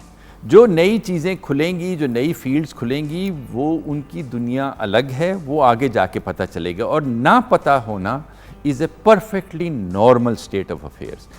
जो चीज़ नहीं बदलती है ना, वो ये है कि आपको मेहनत करनी चाहिए, आनी चाहिए, आपका डिसिप्लिन सही होना चाहिए, और आपको पता होना चाहिए कि आपका जो डायरेक्शन है वो एक्सेलेंस की तरफ होनी चाहिए। अब इसके मुताबिक अब आप दरवाजे खोलते जाएंगे। पर डॉक्टर साहब किसी यूनिवर्सिटी, किसी जगह अप्लाई भी तो करना होता है ना। अब बच्चा अगर 17-18 साल का है, उसने अपना FA कर लिया है या A लेवल कर लिया है या हाई स्कूल कंप्लीट कर लिया या IB मुकम्मल, जो भी आजकल एक तो 50,000 सिलसिले समझ ही नहीं आती मुझे, बट जो भी है, अब यूनिवर्सिटी जाना है, उनकी करें। हाँ, ये असल में हमारे मुल्क का अलमिया है, जिसको हम कुछ हद तक चेंज करने में कामयाब हुए हैं, कि बहुत अर्ली उम्र में जिसको कहते हैं स्ट्रीम लाइनिंग होती है। जब मैं पढ़ रहा था तो उस वक्त तो प्री इंजीनियरिंग, प्री मेडिसिन, नहीं तो फिर चलो कोई आर्ट्स शार्ट्स वो कर लो। ये तो दुनिया बिल्कुल वो नहीं है। यहाँ पे तो अब इस वक्त आप मतलब डिजिटल मीडिया कर सकते हैं, आप डेटा साइंस कर सकते हैं, आप मतलब इंतहा दर्जे की फील्ड्स हैं, और हर वक्त नई नई फील्ड जो हैं वो बन रही होती हैं और जा रही होती हैं। सो इस दुनिया के लिए व्हाट इज़ इम्पॉर्टेंट इज़, एक तो ये कि जो चीज़ें बिल्कुल जो आउट ऑफ फैशन कभी नहीं जाती ना, रीडिंग। ये सोशल मीडिया ने जो भी रीडर्स आर लीडर्स, ये पल्ले बांध रही हैं बात। ये मेरे मियाँ ने जूते मार मार के मेरे दिमाग में घुसा लिया। ये so that is sort of the core, the essence. आपने एंड दैट मीन्स कि आपने अपना फैसला करना है कि किसी ने आपके लिए फैसला करना है। That's the difference between reading. So ये चीज़ें होती हैं जो कि बेस लाइन होती हैं, जो कि कोर होती हैं। हम बहुत जल्दी उम्र में हमारी कोशिश होती है कि हम बच्चों को एक पटरी के ऊपर लगा दें, लाइन पे लगा दें।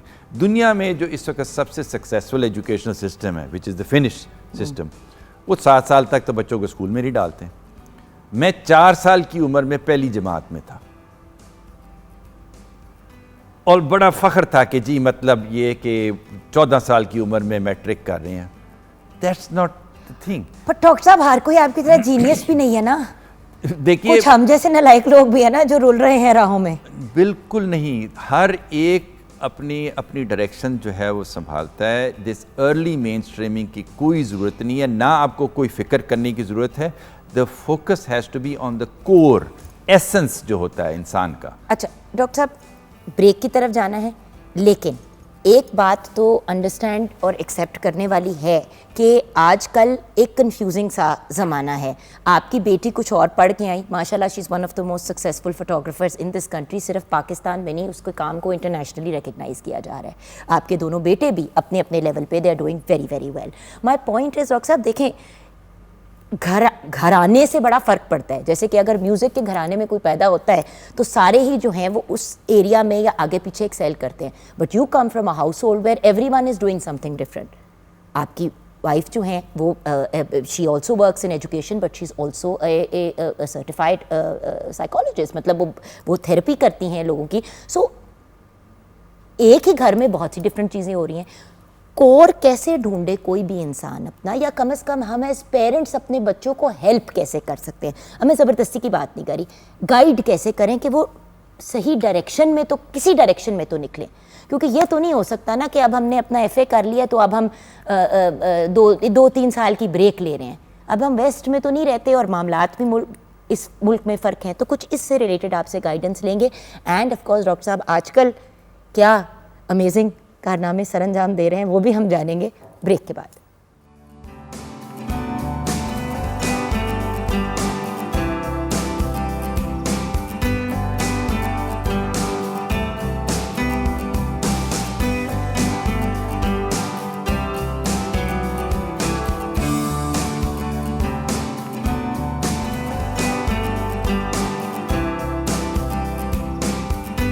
Back from the break viewers, हमारे साथ the brilliant doctor Sohail Naqvi हैं, उनसे गुफ्तगू कर रहे हैं, लेकिन किचन में भी एक नज़र डालनी ज़रूरी है।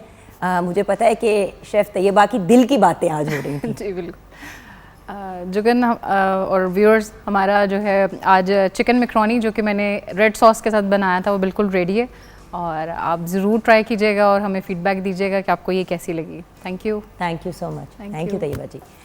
ओके डॉक्टर साहब, हमने व्यूअर्स को इस सवाल के साथ छोड़ा कि फिर माँ बाप क्या करें। बिल्कुल सही, आपकी बात 100% हम मानते हैं कि बच्चों को मनमानी करने दें, क्योंकि एंड में उन्होंने वहीं पे जाना है जिधर उन्होंने जाना है। बट ये नहीं कि अब मतलब नशे करना चाह रहे हैं और उल्टे काम, ये वाली मनमानी नहीं, बट करियर में अपने उनके पैशन को परस्यू करने दें। लेकिन माँ बाप फिर क्या रोल अदा करें, क्योंकि उसके बाद मैं आपसे जानना चाहती हूँ, क्योंकि आपने बहुत बड़ी बड़ी जगहों को हेड किया है एंड एज वाइस चांसलर आप क्या फिर यूनिवर्सिटी के पॉइंट ऑफ व्यू से गाइड करते थे करियर काउंसलिंग में, तो पहले पेरेंट्स का रोल और फिर किसी भी यूनिवर्सिटी या कॉलेज का रोल, क्योंकि वहाँ पे फिर आपको फिर आपको नौकरी की तरफ जाना चाहता है, क्योंकि माँ बाप भी फिर कहते हैं पुत्र हुन काम कर, हुन तैन पॉकेट मनी नहीं मिल रही। तो ये दोनों चीज़ें। देखिए, आपने लफ्ज़ मनमानी का इस्तेमाल किया, और जो उनकी मर्ज़ी है, असल ज़िंदगी जो है वो उतनी एक्सट्रीम पे नहीं चलती है। तो आप लेकिन इस तरह भी नहीं होता कि आप एक सीधा सवाल करें और मैं आपको कहूँ कि जी आप उनसे कहें कि ये करें। वालिदैन को एक डायलॉग शुरू करना पड़ता है, बच्चों से बात करनी पड़ती है, गुफ्तगू करनी पड़ती है, पूछना पड़ता है कि ये क्यों चाहिए, क्योंकि और वो इस अंदाज से कि आपको ये जानना होगा कि ना आप जानते हैं कि आगे क्या होने वाला है, ना वो जानते हैं, और जो उनकी दुनिया होगी वो फ़र्क होगी। अब आजकल हमारा आईटी का ज़माना है, बड़ी धूम है, डिजिटल टेक्नोलॉजी है, और ये इसी तरह से ये बढ़ती जाएगी। लेकिन अब तो आगे यही क्या फील्ड है सिर्फ, आगे क्या ये बायोलॉजी का ज़माना होगा कि नहीं होगा? लोग कब से कह रहे हैं। आफ्टर ऑल मतलब एक सेल के अंदर जो कुछ होता है, किस किस्म की कम्युनिकेशन होती है, कहाँ से कहाँ चीज़ बनती है, क्या बनता है, किस किस्म की मॉडिफिकेशंस होती हैं, वो भी एक फैसिनेटिंग दुनिया है। और आप मतलब फील्ड्स पे फील्ड्स चूज़ करते जाएं तो ये सब कुछ इवॉल्व करता जाता है वक्त के साथ। तो आपने बच्चों के साथ डायलॉग करना, आपने पूछना है कि क्यों, अगर आप लेट्स से कि एग्रीकल्चर में जाना चाहते हैं या केमिस्ट्री की फील्ड में जाना चाहते हैं, या आप बेसिक्स फिज़िक्स करना चाहते हैं, आप देखना चाहते हैं कि बुनियाद क्या है, तो आपको उनसे ये मुश्किल सवालात करने हैं। आगे क्या होगा, क्यों ये कहते हो, दुनिया क्या कह रही है, पूछें उनसे सवाल। उनको जाएं कि वो जाके सोचें, इसके बारे में तहकीक करें। अब तो चैट जीपीटी का ज़माना है, उसी से ही पूछ लें, गूगल से पूछ लें, जिससे मर्जी पूछें, जवाब मुझे अपने मियाँ को नहीं कहना पड़ता कि मैसेजेस लिख दो। बिल्कुल सही है। हाँ, तो ये गुफ्तगू जो है ये बहुत ज़रूरी है। और उसके अंदर जो वालिदैन के जो सवालात होते हैं कि भाई आगे यहाँ पे नौकरी कहाँ आएगी, वो सही सवाल है। मतलब एंड में तो उसको जॉब करनी होगी, तो लेकिन ये कि आपको डेफिनेटिव आंसर नहीं मिलता है हर दफ़ा। थोड़ा सा आपको काफ़ी ख्याल रखना पड़ता है कि कुछ ये भी हो सकता है कि जवाब ऐसा हो कि पता नहीं कि आगे क्या होगा। यहाँ पे आ जाती है अब यूनिवर्सिटीज़ और इदारों का रोल। देखिए डॉक्टर साहब, I was lucky enough to attend a convocation जहाँ पे आप बोल रहे थे, आपको नहीं पता लेकिन मैं वहाँ पे थी और मैंने आपको सुना, और आपने बहुत ही इंस्पायरिंग स्पीच दी और आपने मोटिवेट भी किया ग्रेजुएटिंग क्लास को। लेकिन वो जो टाइम होता है ना ग्रेजुएट करके नौकरी तक का, वो बड़ी बिस्ती का स्टेज होता है। बिस्ती इसलिए कह रही हूँ क्योंकि बंदा रुल ही जाता है। ना बंदे को, ना पाकिस्तान में आई नोटिस्ड, ना सीवी बनाना आता है बच्चों को, ना उनको इंटरव्यू में बैठना आता है, एप्लीकेशन तक नहीं लिखनी आती। हाँ, अपने जो उन्होंने पढ़ा लिखा है उसमें शायद स्ट्रेट ए स्टूडेंट हो, ये नहीं पता होता कि इंटर्नशिप भी ज़रूरी है। इदारों का क्या मतलब इदारे से मुराद एजुकेशनल इंस्टीट्यूशंस का, यूनिवर्सिटीज़ के लेवल पे क्या रोल होना चाहिए और आपने इसमें क्या काविशें की? देखिए, पेरेंट्स, सोसाइटी, इदारे ये मिल के एक ग्रेजुएट बनाते हैं। वो कहते हैं ना कि it takes a village to raise a child. एक या अकेला काम नहीं होता। लेकिन डॉक्टर साहब बाहर जॉब फेयर्स भी तो होते हैं ना यूनिवर्सिटी में। जी, यूनिवर्सिटीज़ में अब भी हमारी मुख्तलिफ यूनिवर्सिटीज़ में जॉब फेयर्स हो रहे हैं, लेकिन जिस तरफ आप तवज्जो दिला रही हैं उनको जनरली सॉफ्ट स्किल्स या एसेंशियल स्किल्स कहा जाता है। जी। कि देखिए, अब मैं आपसे गुफ्तगू कर रहा हूँ, एक तरीका होता है। आप मुझसे बात कर रही हैं, सवाल कर रही हैं, मेरा काम है कि मैं सुनूं। अगर आदमी में सुनने की गुंजाइश नहीं है तो फिर तो गए ना, फिर तो आप किस कंपनी में जाके आप काम करेंगे? सो हाउ वन कम्युनिकेट्स, आदाब क्या हैं, बैठने के आदाब क्या हैं, कमरे में अंदर दाखिल होते हैं। बहुत सारा जो इंटरव्यू का जो डिसीजन होता है वो सिर्फ उतने में ख़त्म हो जाता है कि एक शख्स दरवाज़ा खोलता है, अंदर आता है, बैठ जाता है। डॉक्टर साहब, मैं किसी का इंटरव्यू कर रही थी अपनी, मेरी एक छोटी सी मासूम सी बिज़नेस है उसके लिए, तो मैंने इंटरव्यू करना था, तो मैंने डिफरेंट लोगों को बुलाया। एक प्लीज़ ये देखिएगा अंदाज़ एंटर होने का, दरवाज़ा को, एक तो जीन्स और टी शर्ट पहनी थी, खैर है मैं आई डोंट माइंड, मैं खुद बड़ा कैजुअल बंदा हूँ। दरवाज़ा खोला, कहते हे, वो हे ही पे ना मेरा मीटर आउट हो गया। मैं कहा पुत्र कोई सलाम, कोई दुआ, चलो मतलब आई एम नो वन किसी को तमीज सिखाने के लिए, लेकिन वेयर इज द तरबियत? हे ही करके वो जो कहते हैं धड़ धड़ धड़ करके अंदर, और हे उस पर मैंने फैसला किया, मैंने कहा इसको मैं क्या, इसने क्या कस्टमर सर्विस हैंडल करनी है मेरी? मैं यही बात कर रहा हूँ। सो बात ये कि इसके अलावा आगे ग्रुप वर्क में काम करना है। अब आजकल दुनिया है जूम की। अगर आपका एक कोलीग जो है वो पोर्चुगल में बैठा हुआ है, आपने उसका जो काम है उसको क्रिटिक किस तरह करना है, आपने टीवी के ऊपर उससे आपस में बातचीत किस तरह से करनी। एक ग्रुप में आपको काम दिया हुआ है, आप किसी चीज़ में फंस गए हैं, क्या आपने दूसरे के ऊपर ब्लेम डालना है? टीम के अंदर डायनामिक्स कैसे होती हैं? बहुत सारी चीज़ें होती हैं जिनको आपको अंडरस्टैंड करना होता है, और उसके बाद यू विल बी सक्सेसफुल। तो फिर क्या करियर काउंसलर्स नहीं होने चाहिए स्कूलों में? देखिए, हाई स्कूल में होते हैं अमेरिका में। ये एक सवाल है जिसका कोई ख़ास जवाब नहीं हो। जब हम यूनिवर्सिटी में थे तो यूनिवर्सिटी के लोग कहते थे कि जी ये तो इन्हें स्कूल से सीख के आना चाहिए। स्कूल से होते हैं तो स्कूल वाले कहते हैं जी ये घर से सीख के आना चाहिए।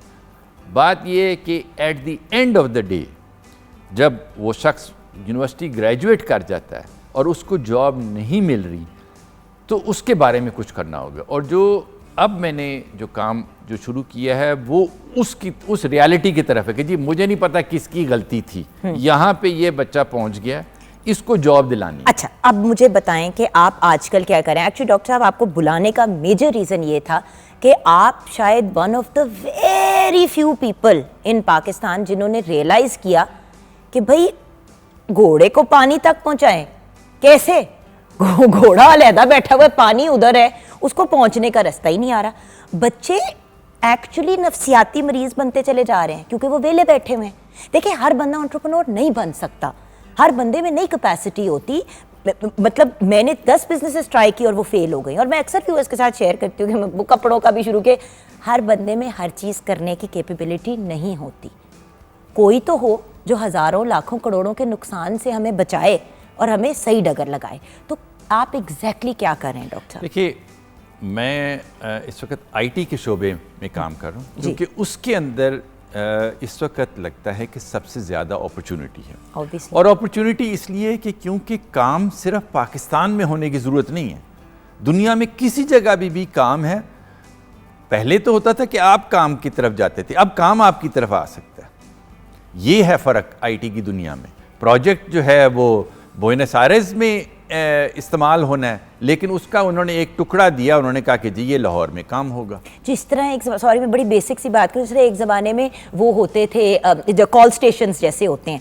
अमेरिका में एरिज़ोना की किसी कंपनी ने पाकिस्तान में कॉल सेंटर खोला हुआ है, और वहाँ पे मैं एक एग्जांपल दे रही हूँ, बहुत मासूम सा, लोअर लेवल के ऊपर, मतलब किसी ने सवाल करना है और आपने उसे स्क्रिप्ट दी हुई है कि यार अगर ये सवाल करे तो ये जवाब दे दो। बट डॉक्टर साहब वो कहते अन्नी मच गई थी जब ये शुरू हुए थे कॉल सेंटर्स, और आप उससे बहुत बड़ी चीज कर रहे हैं। अब हम बात कर रहे हैं कि लेट्स से कि किसी ने एक ऐप बनानी है। अच्छा। और ऐप यही स्पेगेटी की बात कर लें जो उन्होंने मैकरोनी बनाई बनानी है, तो उसके अंदर कहाँ से किस किस्म के इंग्रेडिएंट्स आएंगे, किस किस्म की तस्वीर होगी, अगर इंग्रेडिएंट्स बदल जाएं तो ये होगा, अगर टेम्परेचर जो है वो अवन का क्या सेट होगा, टाइम क्या होगा, या वो आप एक छोटी सी एक जो है ऐप बना दें। लेकिन अगर आपको कोई प्रॉब्लम ये डिस्क्राइब कर दे तो वो ऐप यहाँ भी बन सकती है और दुनिया के किसी और मुल्क में भी बन सकती है। तो ये प्रोजेक्ट्स जो हैं इसी तरह के from very very complex projects, let's say मतलब कॉम्प्लेक्स प्रोजेक्ट, लेट्स से कि ये पूरा जो पीटीवी है इसका जो एनर्जी सिस्टम है उसकी ऑप्टिमाइजेशन के ऊपर काम हो सकता है। कोई भी आप प्रोजेक्ट सोच लें तो वो प्रोजेक्ट एक दफ़ा आपने डिस्क्राइब कर दिया, उसकी सोल्यूशन कहीं भी हो सकती है। ठीक है, तो अब आपके पास एक बच्चा आता है जी, आप उसे क्या क्या सिखाएंगे?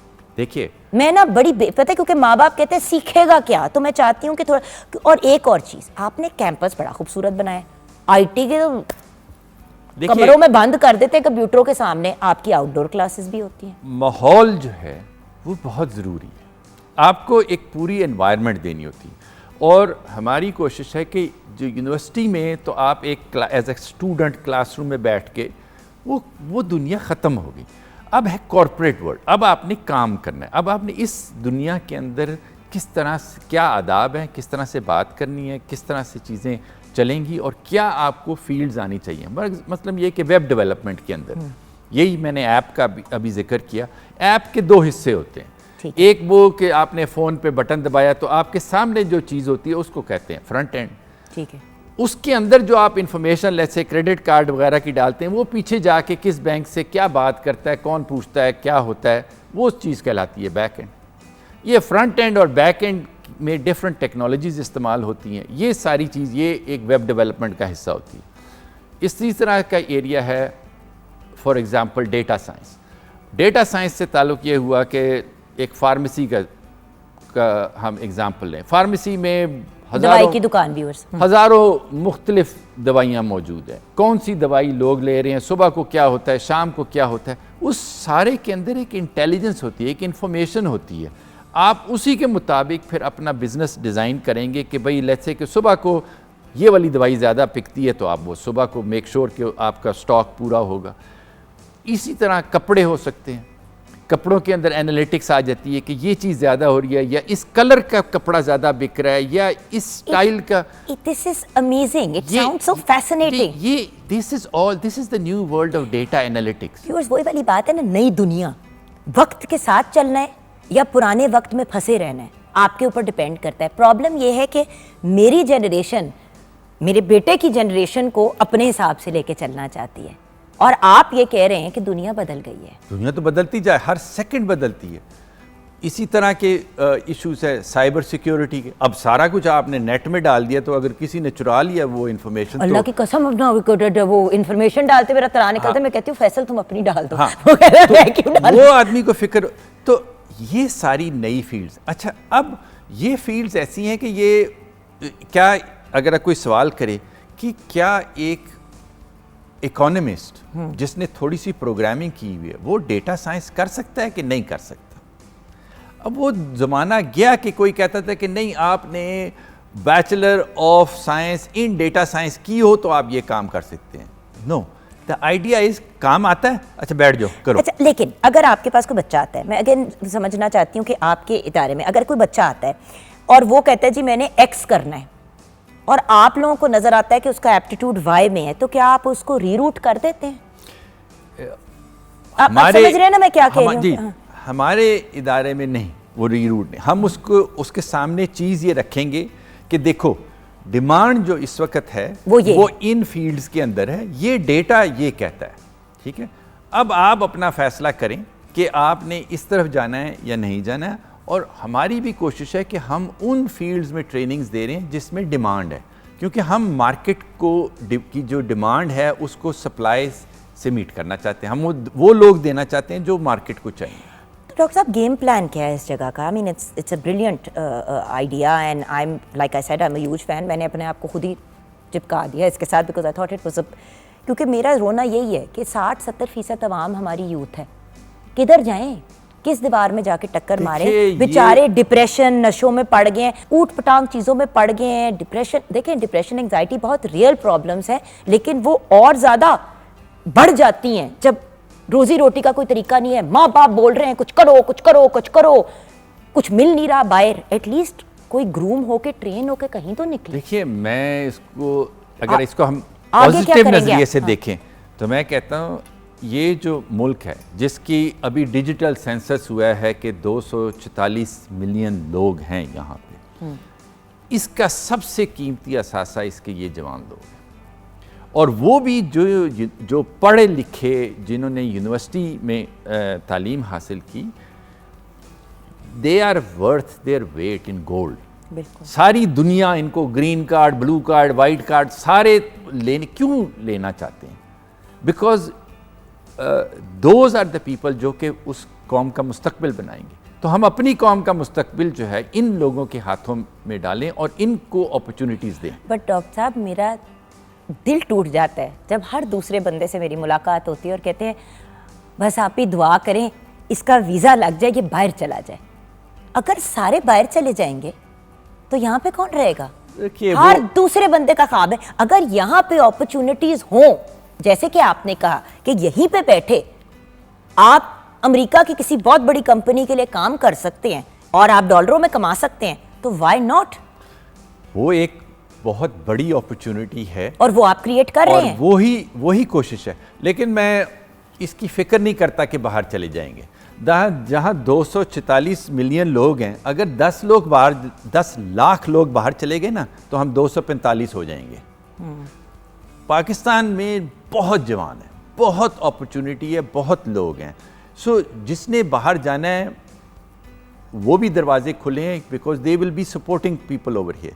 लेकिन यहाँ बैठे भी बहुत हम अपॉर्चुनिटी बना सकते हैं, and IT is one area. पर डॉक्टर साहब, आईटी के अलावा भी कोई एरियाज करेंगे, जैसे कि there so many other fields. देखिए media is a big area. हमारे जैसे लोगों को नहीं समझ आती कि हम क्या करें। यंग लोग पढ़ लिख के अपना मास्टर्स भी कर लेते हैं मीडिया स्टडीज और उनको समझ नहीं आती कि अब नौकरी किसी चैनल पे कैसे अप्लाई करें। सारी जो दुनिया है, इवन आईटी की दुनिया, उसकी डिपेंडेंस जो है वो मीडिया के ऊपर होती है। क्योंकि अगर किसी को पता नहीं चलेगा, मार्केटिंग नहीं होगी, इंफॉर्मेशन नहीं पहुंचेगी, तो वो तो फिर जंगल में मोर नाचना है ना। जंगल में मोर नाचाएगा अकेला, कोई भी काम करें आप, मीडिया के बगैर वो दूसरों ने देखना नहीं है। सो कुछ आप हम लोगों के लिए भी, हमारी बरादरी के लिए भी कुछ आगे एक्सपेंड करेंगे? ये बहुत आईटी तो इब्तदा है। ओके, सो आईटी के बाद आप इसको एग्रीकल्चर फील्ड्स में ले जाएं, बायोटेक्नोलॉजी में ले जाएं, मीडिया में ले जाएं, इंतहा दर्जे की फील्ड्स हैं जहाँ पे अपॉर्चुनिटीज़ ही अपॉर्चुनिटीज़ हैं। सिर्फ ये बात है कि we have to look at it from a positive perspective कि भाई इतने ज़्यादा मौके मौजूद हैं। और अगेन, आप यहाँ पे बैठे हुए मीडिया का काम कर सकते हैं, लेकिन ये आप मीडिया का काम दुनिया का भी यहाँ पे बैठ के कर सकते दैट्स माय पॉइंट। बिल्कुल कर सकते हैं। That's my point. और बट कोई सिखाए ना, कोई गाइड करे। और इसीलिए आपसे एक रिक्वेस्ट भी करनी थी ऑन एयर ही कि आप फंस जाएंगे फिर कि हम लोगों के बारे में भी कुछ सोचें। आईटी तो of course is the hub and the root of everything. उधर से एक्सपैंड करते हैं। अब देखें, अब तो मीडिया के लोगों को मोहताज ही नहीं है टीवी स्क्रीन के, मोहताज ही नहीं है बड़ी स्क्रीन के। आप अपने फ़ोन को खोलें, किसी भी ऐप पे ऑनलाइन जाएं और लाइव जाएं और अपनी बात लोगों तक पहुंचाएं। अच्छा डॉक्टर साहब, क्योंकि वक्त ख़त्म हो गया है इस शो का, ज़िंदगी में अभी बड़ा वक्त इंशाल्लाह बाकी है, तो आपका पैगाम हमारे व्यूअर्स के लिए? मेरा पैगाम ये है कि अपनी कौम को जाने के उसका जो बेहतरीन जो असासा है वो उसके जवान लोग हैं, उन्हीं के लिए मौके बनाएं और वो जितनी तेज़ी से तरक्की करना चाहते हैं उनको उनके रास्ते से रुकावटें हटाते जाएं। दुनिया में बहुत अपॉर्चुनिटीज़ मौजूद हैं, पाकिस्तान में बहुत अपॉर्चुनिटीज़ मौजूद हैं, और ये अपॉर्चुनिटीज़ आईटी की एक दुनिया है जिसके अंदर ये इमीडिएटली एक्सेसिबल हैं, लेकिन हर शोबे में, आप डॉक्टर हो, साइकाइट्रिस्ट हो, फार्मासिस्ट हो, आप कभी सीखना बंद ना करें। दुनिया हमेशा चेंज होती रहेगी और आपने उसके साथ साथ चेंज होना है, बल्कि आपने उससे आगे रहना है। ये मेरा फरमान। Thank you so much doctor साहब, it was an honour and a pleasure. Thank you very much. बहुत बहुत शुक्रिया। Viewers, the great doctor Syed Suhail Hussain Naqvi, एक बहुत ही ब्रिलियंट बाप के बहुत ही ब्रिलियंट बेटे। अगर आप भी इनकी तरह कामयाब बनना चाहते हैं, सक्सेस स्टोरी बनना चाहते हैं, सितारा इम्तियाज़ अपना नाम करना चाहते हैं, तो मिसगाइडेड मिसाइल की तरह नहीं निकलना। कुछ बच्चों को अपनी मर्ज़ी भी करने दें, कुछ आप भी गाइड करें, कुछ इंस्टीट्यूशन पे अपना काम करें, और अगर कुछ नहीं समझ आती तो नकवी साहब के भी इदारे हैं, जैसे इदारे हैं, खैर इनके इदारे का मुझे तो पता है, जहाँ पे आप जाके प्रॉपर गाइडेंस ले सकते हैं और जेन्युइन किस्म की करियर काउंसलिंग नहीं, करियर गाइडेंस आपको मिल सकती है। अभी आईटी की फील्ड है, इंशाल्लाह सारी फील्ड्स में वेंचर करेंगे। We wish you the best of luck. और व्यूअर्स, अपना ख्याल रखिएगा। ज़िंदगी रही तो फिर मुलाकात होगी। हमारी शेफ़ का भी बहुत बहुत शुक्रिया। खुदा हाफिज़।